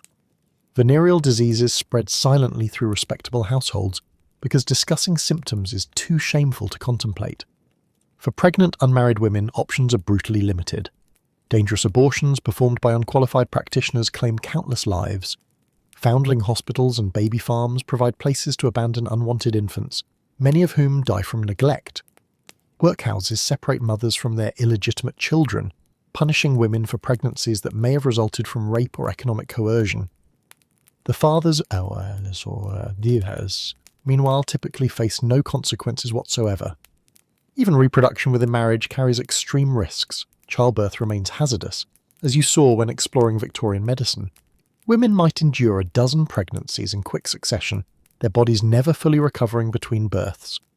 Maternal mortality rates remain shockingly high, particularly among the poor, yet discussing contraception is illegal under obscenity laws, information restricted to whispered advice between women or expensive private consultations for the wealthy. Women are naturally pure creatures with no carnal desires, pronounces a popular medical text, exemplifying the period's profound misunderstanding of female sexuality. This myth of female asexuality creates a bizarre dichotomy: the pure, passionless wife versus the depraved, insatiable prostitute with no acknowledgement of normal female sexual desire. Women who express sexual interest risk being diagnosed with hysteria or nymphomania, their natural impulses pathologized and sometimes treated with surgical removal of the clitoris. For those whose identities or desires fall outside heterosexual norms, Victorian London offers only shadows and secrecy. Homosexuality between men is criminalised under laws against gross indecency, with punishments including prison and hard labour. Oscar Wilde's 1895 conviction will soon demonstrate that even fame and wealth provide no protection. Lesbian relationships remain unmentioned in law, rendered invisible by the inability of Victorian lawmakers to imagine female sexuality independent of men. Transgender individuals exist without language to describe their experiences, often living in secret or finding niches in theatrical or underground communities. Despite these crushing restrictions, winds of change are stirring. The women's suffrage movement gains momentum, with pioneering figures like Millicent Fawcett and Emmeline Pankhurst beginning to organise. Early feminists challenge laws regarding married women's property rights. Medical women like Elizabeth Blackwell and Elizabeth Garrett Anderson breach the male monopoly on healthcare. Working-class women join unions and strike for better conditions. These movements remain embryonic, their victories limited, their participants often ridiculed and attacked. But they represent the first cracks in a system that requires half the population to live as decorative secondary beings. For now, though, as night settles over London, most women return to homes where their voices carry little weight, where their bodies belong to husbands legally entitled to demand both their labour and their submission, where their intelligence and ambition must be channeled into acceptable feminine pursuits. Like so much in Victorian London, gender and morality are performances, elaborate dances around unacknowledged truths, systems that benefit the powerful while claiming to protect the vulnerable. What clothing you wear tomorrow, what work you can perform, whom you can love, how you can move through public space, all are determined by the body you were born into, shaped by a society that praises virtue while profiting from vice. You've survived the dangerous alleyways of East End London, avoided the clutches of pickpockets, and perhaps even enjoyed a raucous evening at a music hall. Now, as the morning light filters weakly through the perpetual fog, you catch your reflection in a shop window and realize your appearance marks you as clearly as any verbal declaration of status. In Victorian London, clothing isn't just covering, it's a language, and everyone around you reads it fluently. For women, the daily ritual of dressing is nothing short of architectural engineering. The ideal feminine silhouette changes throughout Victoria's long reign, but one constant remains: the corset. This instrument of fashionable torture squeezes your internal organs, restricts your breathing, and damages your spine, all in pursuit of the coveted 18-inch waist we discussed earlier. The whalebone or steel-boned contraption digs into your ribs and hips with every movement, leaving bruises and sometimes even drawing blood where the edges cut into soft flesh. Once your maid, if you're wealthy, or your sister, if you're not, has pulled your corset laces so tight you can barely speak, the real construction begins. Layers upon layers, chemise, drawers, petticoats, crinoline cage, more petticoats, then finally your dress. By the 1860s, the bell-shaped crinoline reaches absurd proportions, stretching 6 feet in diameter and requiring you to turn sideways through most doorways. One wrong move near an open fire, and these wire cages become literal death traps, the flammable fabric turning women into human torches within seconds. Last Tuesday, Miss Sullivan's crinoline caught flame at a dinner party. Though the gentleman present tried valiantly to extinguish the fire, she perished most terribly before their eyes, reads a typical newspaper account. Such stories appear with grim regularity, yet fashion demands obedience. By the 1870s, the silhouette shifts, crinolines give way to bustles, massive structural padding that exaggerates your posterior, sometimes protruding so far that small tea trays could balance on them. Your entire ensemble weighs up to 15 pounds, dragging at your already compressed waist, and the constant pressure leaves you with chronic back pain and digestive disorders. Men, while spared the worst physical constraints, remain no less imprisoned by their attire. The proper Victorian gentleman wears layer upon layer: long underwear, shirt with detachable collar, waistcoat, cravat, frock coat and trousers. The top hat, standing 8 inches tall and made of beaver fur or silk, serves as the crowning glory. In summer heat, with the city's pollution creating a thermal blanket over London, men cook inside their woolen suits, unable to remove even their jackets in public without committing a serious social faux pas. A gentleman would sooner be caught without his trousers than without his hat in public, goes the saying, and it's scarcely an exaggeration. Your hat, gloves, walking stick, and watch chain communicate your exact social position to everyone you pass. For the working classes, fashion is a distant concern eclipsed by functionality and endurance. Factory workers wear tough cotton or wool garments that can withstand industrial conditions, though the omnipresent soot and grime mean that even freshly laundered clothes turn grey within hours in the London air. Their clothes are patched repeatedly, handed down through siblings or purchased second-hand from street markets like Petticoat Lane, where you can buy a dead man's suit still warm from its previous owner. Children, regardless of class, suffer the indignity of being dressed as miniature adults. Young boys endure the torture of stiff collars and tight jackets, while girls as young as 4 are laced into small corsets to train their developing bodies. Working-class children wear whatever can be cobbled together: oversized hand-me-downs, garments cut down from adult clothing, or charity cast-offs that rarely fit properly. During winter, it's common to see children in the East End with bare feet turning blue in the snow, their chilblains cracking and bleeding as they trudge through streets we described earlier, piled with horse manure and refuse. The colours surrounding you in Victorian London are far from the sepia tones of old photographs. The wealthy display their status through vivid greens, purples and reds, colours achieved through new chemical dyes. What no one realises is that many of these dyes contain deadly toxins. That brilliant emerald green dress is infused with arsenic, slowly poisoning the wearer and anyone who touches it. The beautiful purple bonnet releases mercury vapour with every breath. Even the artificial flowers adorning women's hats are coated in lead and arsenic dyes, the factory girls who make them developing palsy and neurological disorders from constant exposure. Personal cleanliness presents another daily challenge, connecting back to the water and hygiene issues we discussed earlier. The wealthy might bathe weekly, considered quite frequent, while working people make do with a quick splash of water on the face and hands. Hair washing is a rare event for women, whose elaborate styles can take hours to arrange and must last for days or weeks. Instead, women brush their hair nightly with boar bristle brushes to distribute oils and remove visible dirt. For oral hygiene, The wealthy might use tooth powder made from chalk or pulverized cuttlefish bone, scrubbed on with frayed twigs or primitive toothbrushes with bristles from boar hair. The poor simply use their fingers with salt or plain water, if anything at all. By 40, most Londoners display brown rotting teeth or painful gaps where teeth have been extracted without anaesthesia. Cosmetics exist in a moral grey area. Respectable women aren't supposed to use them, yet many do secretly. Lead-based face powder provides the fashionable deadly pallor, while belladonna drops dilate pupils to create a doe-eyed look while slowly causing blindness and dumbness. Mercury-based rouge gives cheeks a flush that mimics the consumption's tuberculosis, so romanticised in Victorian literature. The beauty standards you struggle to meet are quite literally killing you slowly.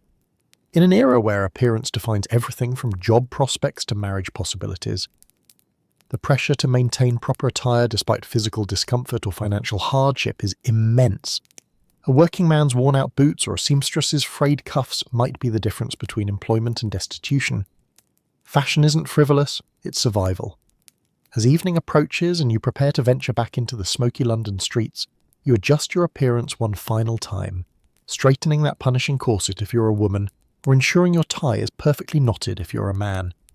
In Victorian London, your clothing is your armour against social judgment, even as it slowly breaks your body from within. The cruel irony is that the very garments meant to display respectability are often the instruments of your physical decline. One more way that Victorian London would wear you down before you've survived even a single day. As you adjust your uncomfortable clothing, that arsenic-laced green dress or stifling wool suit we just explored, the bells of St. Paul's Cathedral ring out across London, calling the faithful to worship. In Victorian London, those bells don't just mark time, they divide society as precisely as the fashion you wear or the accent you speak with. Religion in this era isn't merely a matter of personal faith, it's the invisible architecture supporting every social institution, moral judgment and life milestone you'll experience. The Church of England stands at the apex of religious life, as established and immovable as the British monarchy itself. Its grand cathedrals and parish churches physically dominate the cityscape, their spires competing with factory smokestacks for dominance of the skyline. Inside these sacred spaces, Victorian society replicates itself in miniature. The wealthy occupy private family pews at the front, sometimes enclosed with small doors and outfitted with cushions and foot warmers. You, if you're working class, are relegated to uncomfortable benches at the back or in the drafty galleries where you can barely hear the sermon. Even in God's house, one must know one's pace, mutters the beadle, as he escorts a factory worker away from a pew reserved for merchant families. Heaven may promise equality, but Victorian churches ensure you don't get notions about experiencing it prematurely. Many churches actually charge pew rents, effectively excluding the poor from worship entirely. This hypocrisy isn't lost on the working classes, who increasingly abandon formal religion as the century progresses. A East End docker explains it plainly. The church wants my pennies for the collection plate but won't let my sooty clothes touch their cushions. God can find me at home if he's looking. For Catholics, especially Irish immigrants, religious identity carries an additional burden. Despite Catholic emancipation in 1829, deep prejudice remains. Your Irish accent combined with your Catholic faith marks you as doubly suspect, possibly disloyal to the crown and certainly inferior in Protestant eyes. Catholic churches in London are often plain, unassuming buildings, their congregants slipping in quietly to avoid harassment. During anti-Catholic riots, these churches become targets, their windows smashed by stone-throwing mobs inflamed by Protestant rhetoric. Nonconformist chapels, Methodist, Baptist, Quaker and others, provide alternative spiritual homes, particularly for the middle classes and respectable working families. These plainer places of worship emphasize personal salvation and often engage more directly with social issues of the day. Methodists campaign against alcohol, Quakers against slavery, and many nonconformist groups support expanding education and women's rights. Their chapels become community centres in working districts, offering Sunday schools, mutual aid societies and rare moments of respite from industrial labour. Jewish Londoners maintain their own complex religious ecosystem. Established Sephardic and Ashkenazi communities in neighbourhoods like Spitalfields practice their faith despite persistent discrimination. Wealthy Jewish families like the Rothschilds attain remarkable social prominence but still face exclusion from certain clubs and institutions. For recent Jewish immigrants fleeing pogroms in Eastern Europe, clustered in the East End, religious observance becomes both a lifeline to tradition and sometimes a barrier into assimilation in Victorian society. Beyond formal religion, superstition permeates Victorian life at all levels. The rational veneer of industrial progress barely conceals a world still haunted by ancient fears. In aristocratic drawing rooms, the same ones where ladies in arsenic green dresses sip afternoon tea, spiritualist mediums conduct seances, claiming to contact the dead through table rapping and automatic writing. After Queen Victoria loses Prince Albert in 1861, spiritualism gains royal approval as the bereaved Queen attempts to contact her husband beyond the grave. This fascination with death and the supernatural isn't surprising in a city where mortality stalks every street, with disease carrying off loved ones without warning. As we saw when discussing cholera and typhoid earlier, the slim possibility of receiving messages from beyond offers irresistible comfort. Even the rational Charles Darwin attends seances after losing his beloved daughter. The Victorian obsession with elaborate mourning customs, as displayed in their jet jewellery and black-draped homes, reflects this preoccupation with maintaining connections to the departed. For the poor, superstition serves as practical medicine where doctors fear to tread or charge too much. In East End tenements, folk healers prescribe charms for protection against disease, a dried toad worn in a pouch around a child's neck to prevent tuberculosis, or rowan berries hung over a cradle to guard against changelings. Crossing a newborn's palm with silver ensures future prosperity. Pregnant women avoid graveyards lest the unborn child become marked by death. These beliefs aren't ignorance. They're attempts to exert control in a world where the poor otherwise have none. The many folk beliefs surrounding chimney sweeps reveal how superstition intertwines with daily life. Despite their miserable existence that we discussed when exploring child labour, sweeps are considered lucky. To touch one might bring good fortune, and a sweep at your wedding promises happiness. This transforms actual suffering children into walking talismans, their mythology obscuring their exploitation. Sunday observance divides London into temporal zones. For the pious middle classes, Sunday means church services, quiet Bible reading and subdued family walks. No work, shopping or entertainment is permitted. Meanwhile, the aristocracy often flouts these restrictions, hosting discreet Sunday parties or quietly conducting business behind closed doors. For the destitute, Sunday trading in street markets becomes essential economic survival despite regular crackdowns by authorities. Religion's decline among working Londoners correlates directly with the church's failure to address industrial suffering. As one East End minister laments, "They care nothing for our sermons on heaven when their children starve in hell on earth." Radical political movements begin filling the spiritual void, offering a different kind of salvation through collective action rather than divine intervention. As gas lamps flicker on outside, the same ones that struggle against the toxic fog we explored earlier, you might pass a street preacher thundering about damnation, a spiritualist parlour with curtained windows, or a quiet church where the wealthy worship safely distanced from the poor. In Victorian London, your religious affiliation, or lack thereof, shapes your social connections, marriage prospects, education, and employment opportunities. Whether you attend high church ceremonies with incense and elaborate rituals, nonconformist services with fervent hymn singing, or avoid religion entirely, one truth remains constant. In this society built on visible and invisible hierarchies, even your relationship with God is determined by your social class, gender, and nationality. Victorian London's religious landscape, like its fashion, architecture, and entertainment, remains one more elaborately constructed system designed to keep you exactly where society thinks you belong. You've witnessed Victorian London's crushing class disparities, seen children labouring in factories, and observed how religion offered both comfort and control. But now imagine experiencing all of this through London's punishing seasonal extremes, where weather wasn't just an inconvenience, but a matter of survival. Winter in Victorian London doesn't merely arrive, it invades. Fog so thick you can taste it combines with coal smoke to create a suffocating blanket that turns day into perpetual twilight. This isn't the romantic mist of modern period dramas. This is a physical assault on your lungs, eyes, and skin. The children you just saw working in factories now trudge through snow and slush with inadequate footwear, their thin bodies wrapped in whatever scraps of fabric their families could muster. For the poor, winter is a slow death sentence. Your tenement room has no central heating, just a small coal fireplace. If you're fortunate enough to afford coal, many families can't, choosing between warmth and food. The wealthy burn coal by the ton while you might burn scraps of furniture, old shoes, or anything that might produce heat. Children are sent to collect coal fragments that fall from delivery carts, their small fingers numb and blue from cold. Better to be cold than hungry, a mother whispers to her whimpering child as they huddle together beneath threadbare blankets. But often, Victorian Londoners are both.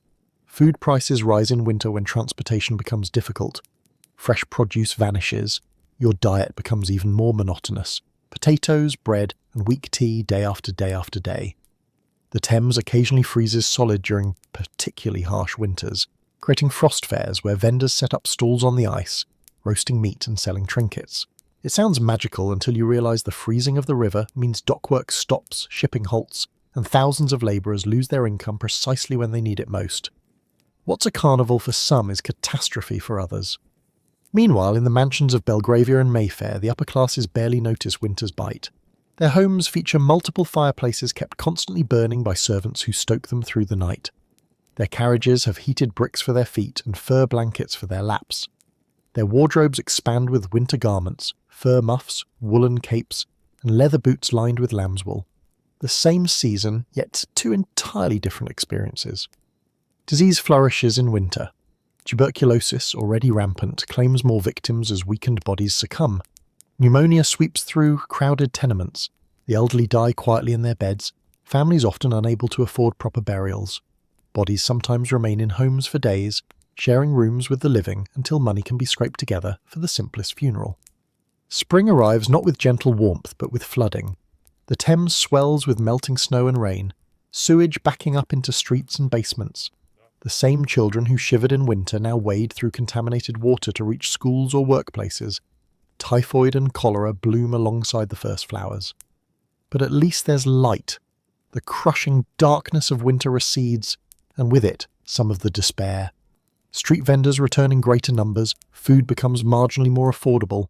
The wealthy flee to country estates, making the city briefly less crowded. Summer in Victorian London brings no relief, only different miseries. The heat amplifies every stench, the rotting food, the human waste, the industrial runoff. The Thames becomes a bubbling cauldron of effluence. Parliament once had to suspend session during the Great Stink of 1858, when the river's odour made government buildings uninhabitable. Imagine what it was like for those living alongside it. Without refrigeration, food spoils quickly. Milk turns within hours. Meat attracts flies and develops a greenish tinge that vendors try to disguise with chemicals and spices. Children suffer from diarrheal diseases that dehydrate small bodies with frightening speed. Doctors, still ignorant of germ theory, recommend useless treatments as infants die by the thousands. The wealthy escape to seaside resorts or country estates. Brighton, Margate and Bath fill with those who can afford to flee. The poor remain, sweltering in airless rooms where windows, if they open at all, only let in more hot, fetid air. The children's clothing you saw earlier, the layers deemed proper by Victorian standards, become instruments of torture in August heat, yet social convention demands they remain fully dressed. Autumn brings temporary balance, cool enough to slow disease, warm enough to survive without constant fuel. Markets briefly overflow with harvest produce, making food momentarily more affordable. But everyone knows what looms. The leaves falling from London's soot-stained trees are hourglasses counting down to winter's return. Weather dictates every aspect of Victorian life far more than it does yours. Without air conditioning or central heating, without waterproof fabrics or thermal insulation, without refrigeration or drought-resistant crops, Londoners live entirely at the mercy of seasonal whims. And the weather is changing. Older Londoners speak of winters growing colder, summers hotter. The Thames freezes less frequently than in their youth. No one connects this to the belching factories, the endless coal fires, the deforestation feeding the city's endless appetite for fuel and building materials. The climate shifts, and Victorians adapt without understanding they've begun altering the very atmosphere. For you, seasons are marked by the changing wardrobes and adjusting thermostats. For Victorian Londoners, there are cycles of survival, each bringing unique threats requiring different strategies to endure. The working-class man you passed on the street isn't just poor, he's calculating how many more weeks until winter, how much coal he can store, whether his children's shoes will last another season. So as the rain taps against Victorian window panes and the wind whistles through poorly sealed frames, remember that weather isn't just scenery in this world. It's an active character in the drama of survival, touching everything from the food on your plate to the air in your lungs to the likelihood you'll live to see another year. As you huddle for warmth through another merciless London winter, or struggle to breathe in the suffocating summer heat, something revolutionary is happening around you. Victorian London isn't just a city of suffering at you. It's a crucible of invention. The same era that subjects children to factory labour and divides worshippers by social class is simultaneously building the technological foundation of the modern world. The streets you navigate, though filled with horse manure and human waste, are increasingly lit by gaslight. Before the 1800s, London after dark was a kingdom of shadows, navigable only by the wealthy with private lanterns or the poor who risked robbery or worse. Now, over 30,000 gas lamps cast their sickly yellow glow across the metropolis. Each evening, lamplighters with long poles move through the streets, igniting each lamp individually, creating pools of visibility in the urban darkness. The gaslight isn't just illumination, it's revolution. Shops can stay open after sunset, factories can operate in multiple shifts, crime decreases in well-lit areas. But like everything in the Victorian London, this progress comes with costs. Gas lamps consume oxygen, release carbon monoxide and occasionally explode. The poorest neighbourhoods remain dark, gas companies finding no profit in lighting areas where residents can barely afford bread. The streets glow like never before, marvels a visitor from the countryside, but the light makes the squalor all the more visible. Inside wealthier homes, technological transformation is even more apparent. Early telephones appear in the 1870s, allowing instant communication across the sprawling metropolis. Indoor plumbing gradually replaces chamber pots and communal pumps, though only for those who can afford such luxury. Flush toilets, still novelties, begin their slow conquest of British bathrooms, though the sewage often goes directly into the Thames, contributing to the seasonal stenches you've endured. Photography transforms how Victorians see themselves and their world. Daguerreotypes in the 1840s require subjects to hold perfectly still for minutes, resulting in the era's characteristic stern expressions. By the 1880s, faster exposure times make casual portraits possible. Cabinet cards and cartes de visite become collectibles, the social media of their day. Even working-class families occasionally scrape together money for a portrait, creating tangible proof of their existence in a society that often renders them invisible. The same children you watched shivering through winter now stare wide-eyed at photographic studios where magnesium flash powder creates artificial lightning for indoor photography. The flash is literally explosive, occasionally causing fires or blindness. Even technology entertains with danger in Victorian London. Transportation undergoes perhaps the most visible revolution. Horse-drawn omnibuses still dominate streets, but in 1863, the Metropolitan Railway opens the world's first underground railway line. Descending beneath the city, you would find steam locomotives pulling wooden carriages through gas-lit tunnels, a hellish experience of smoke, soot, and suffocating heat. Yet Londoners crowd these early subway cars, the convenience outweighing the discomfort. "I'd rather choke for 20 minutes underground," says a factories worker, "than walk for an hour through winter sleet."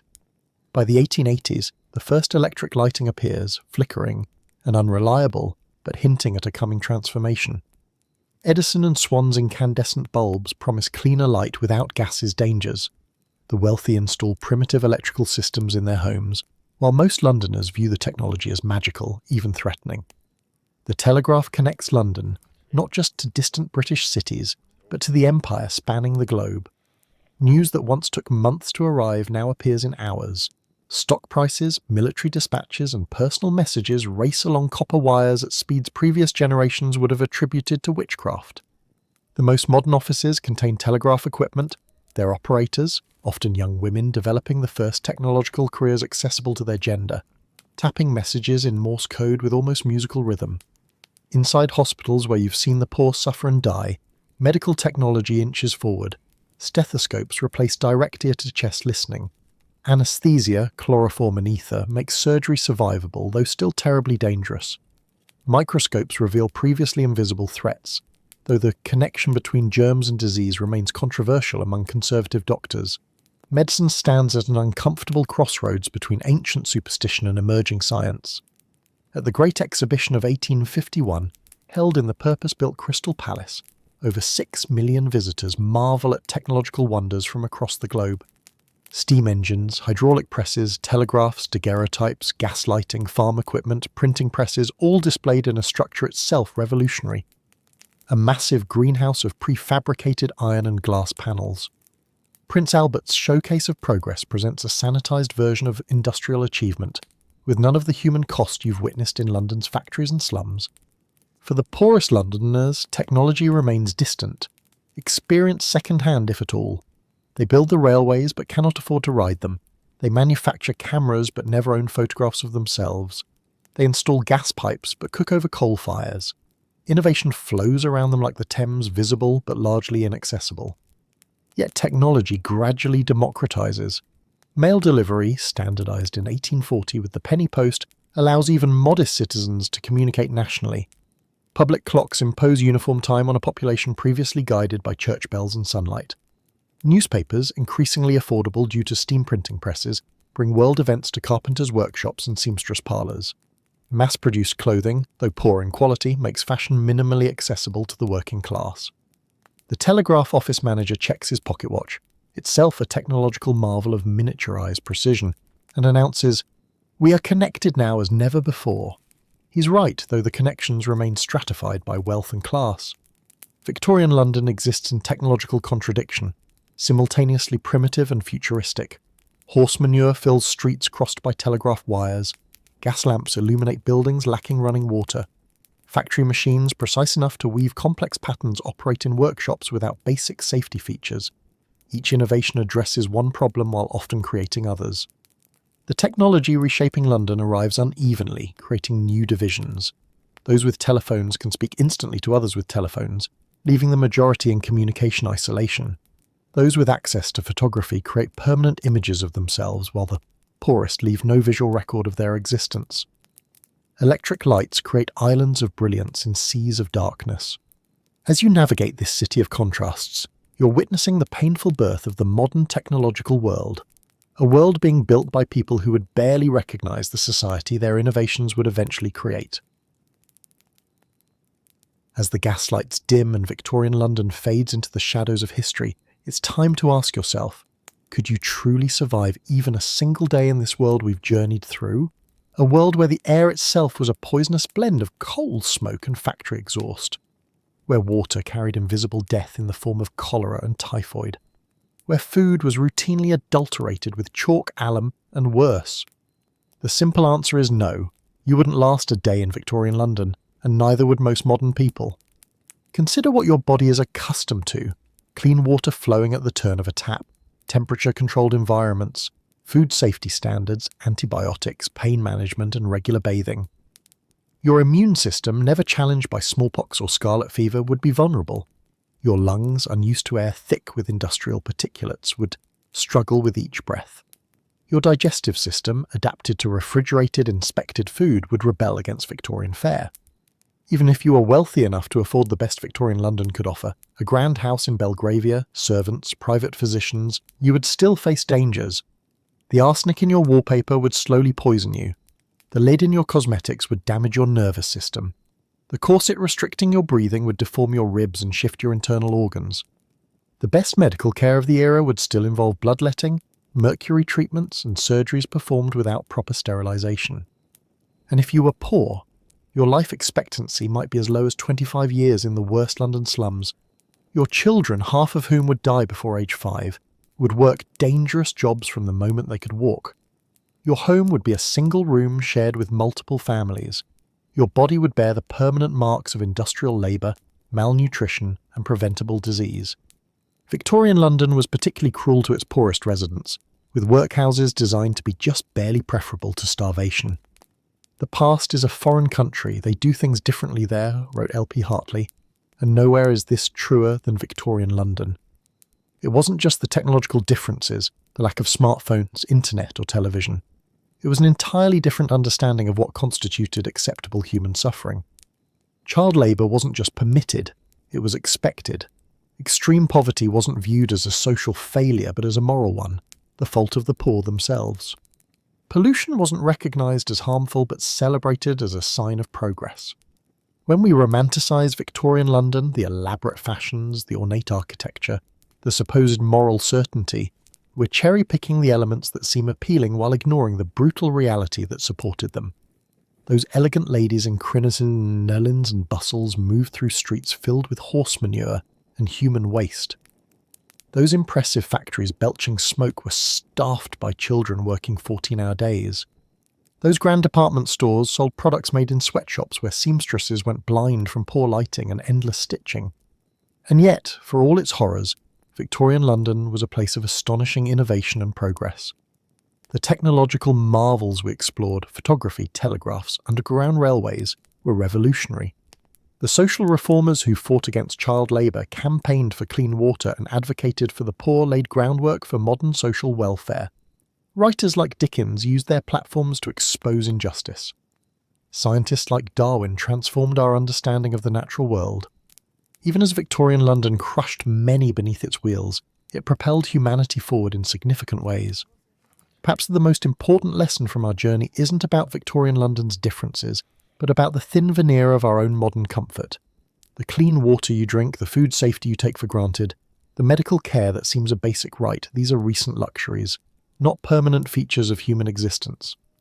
They exist because people fought for them, because reformers refused to accept that children should die of preventable disease or work in factories instead of attending school. The technology transforming Victorian London has evolved into the technology surrounding you now. The telegraph became the telephone, became the internet. Gas lighting became electric. Lighting became LED smart bulbs. Photography developed from daguerreotypes to digital images shared instantly across the globe. You are living in Victorian London's future, benefiting from solutions to problems they were just beginning to identify.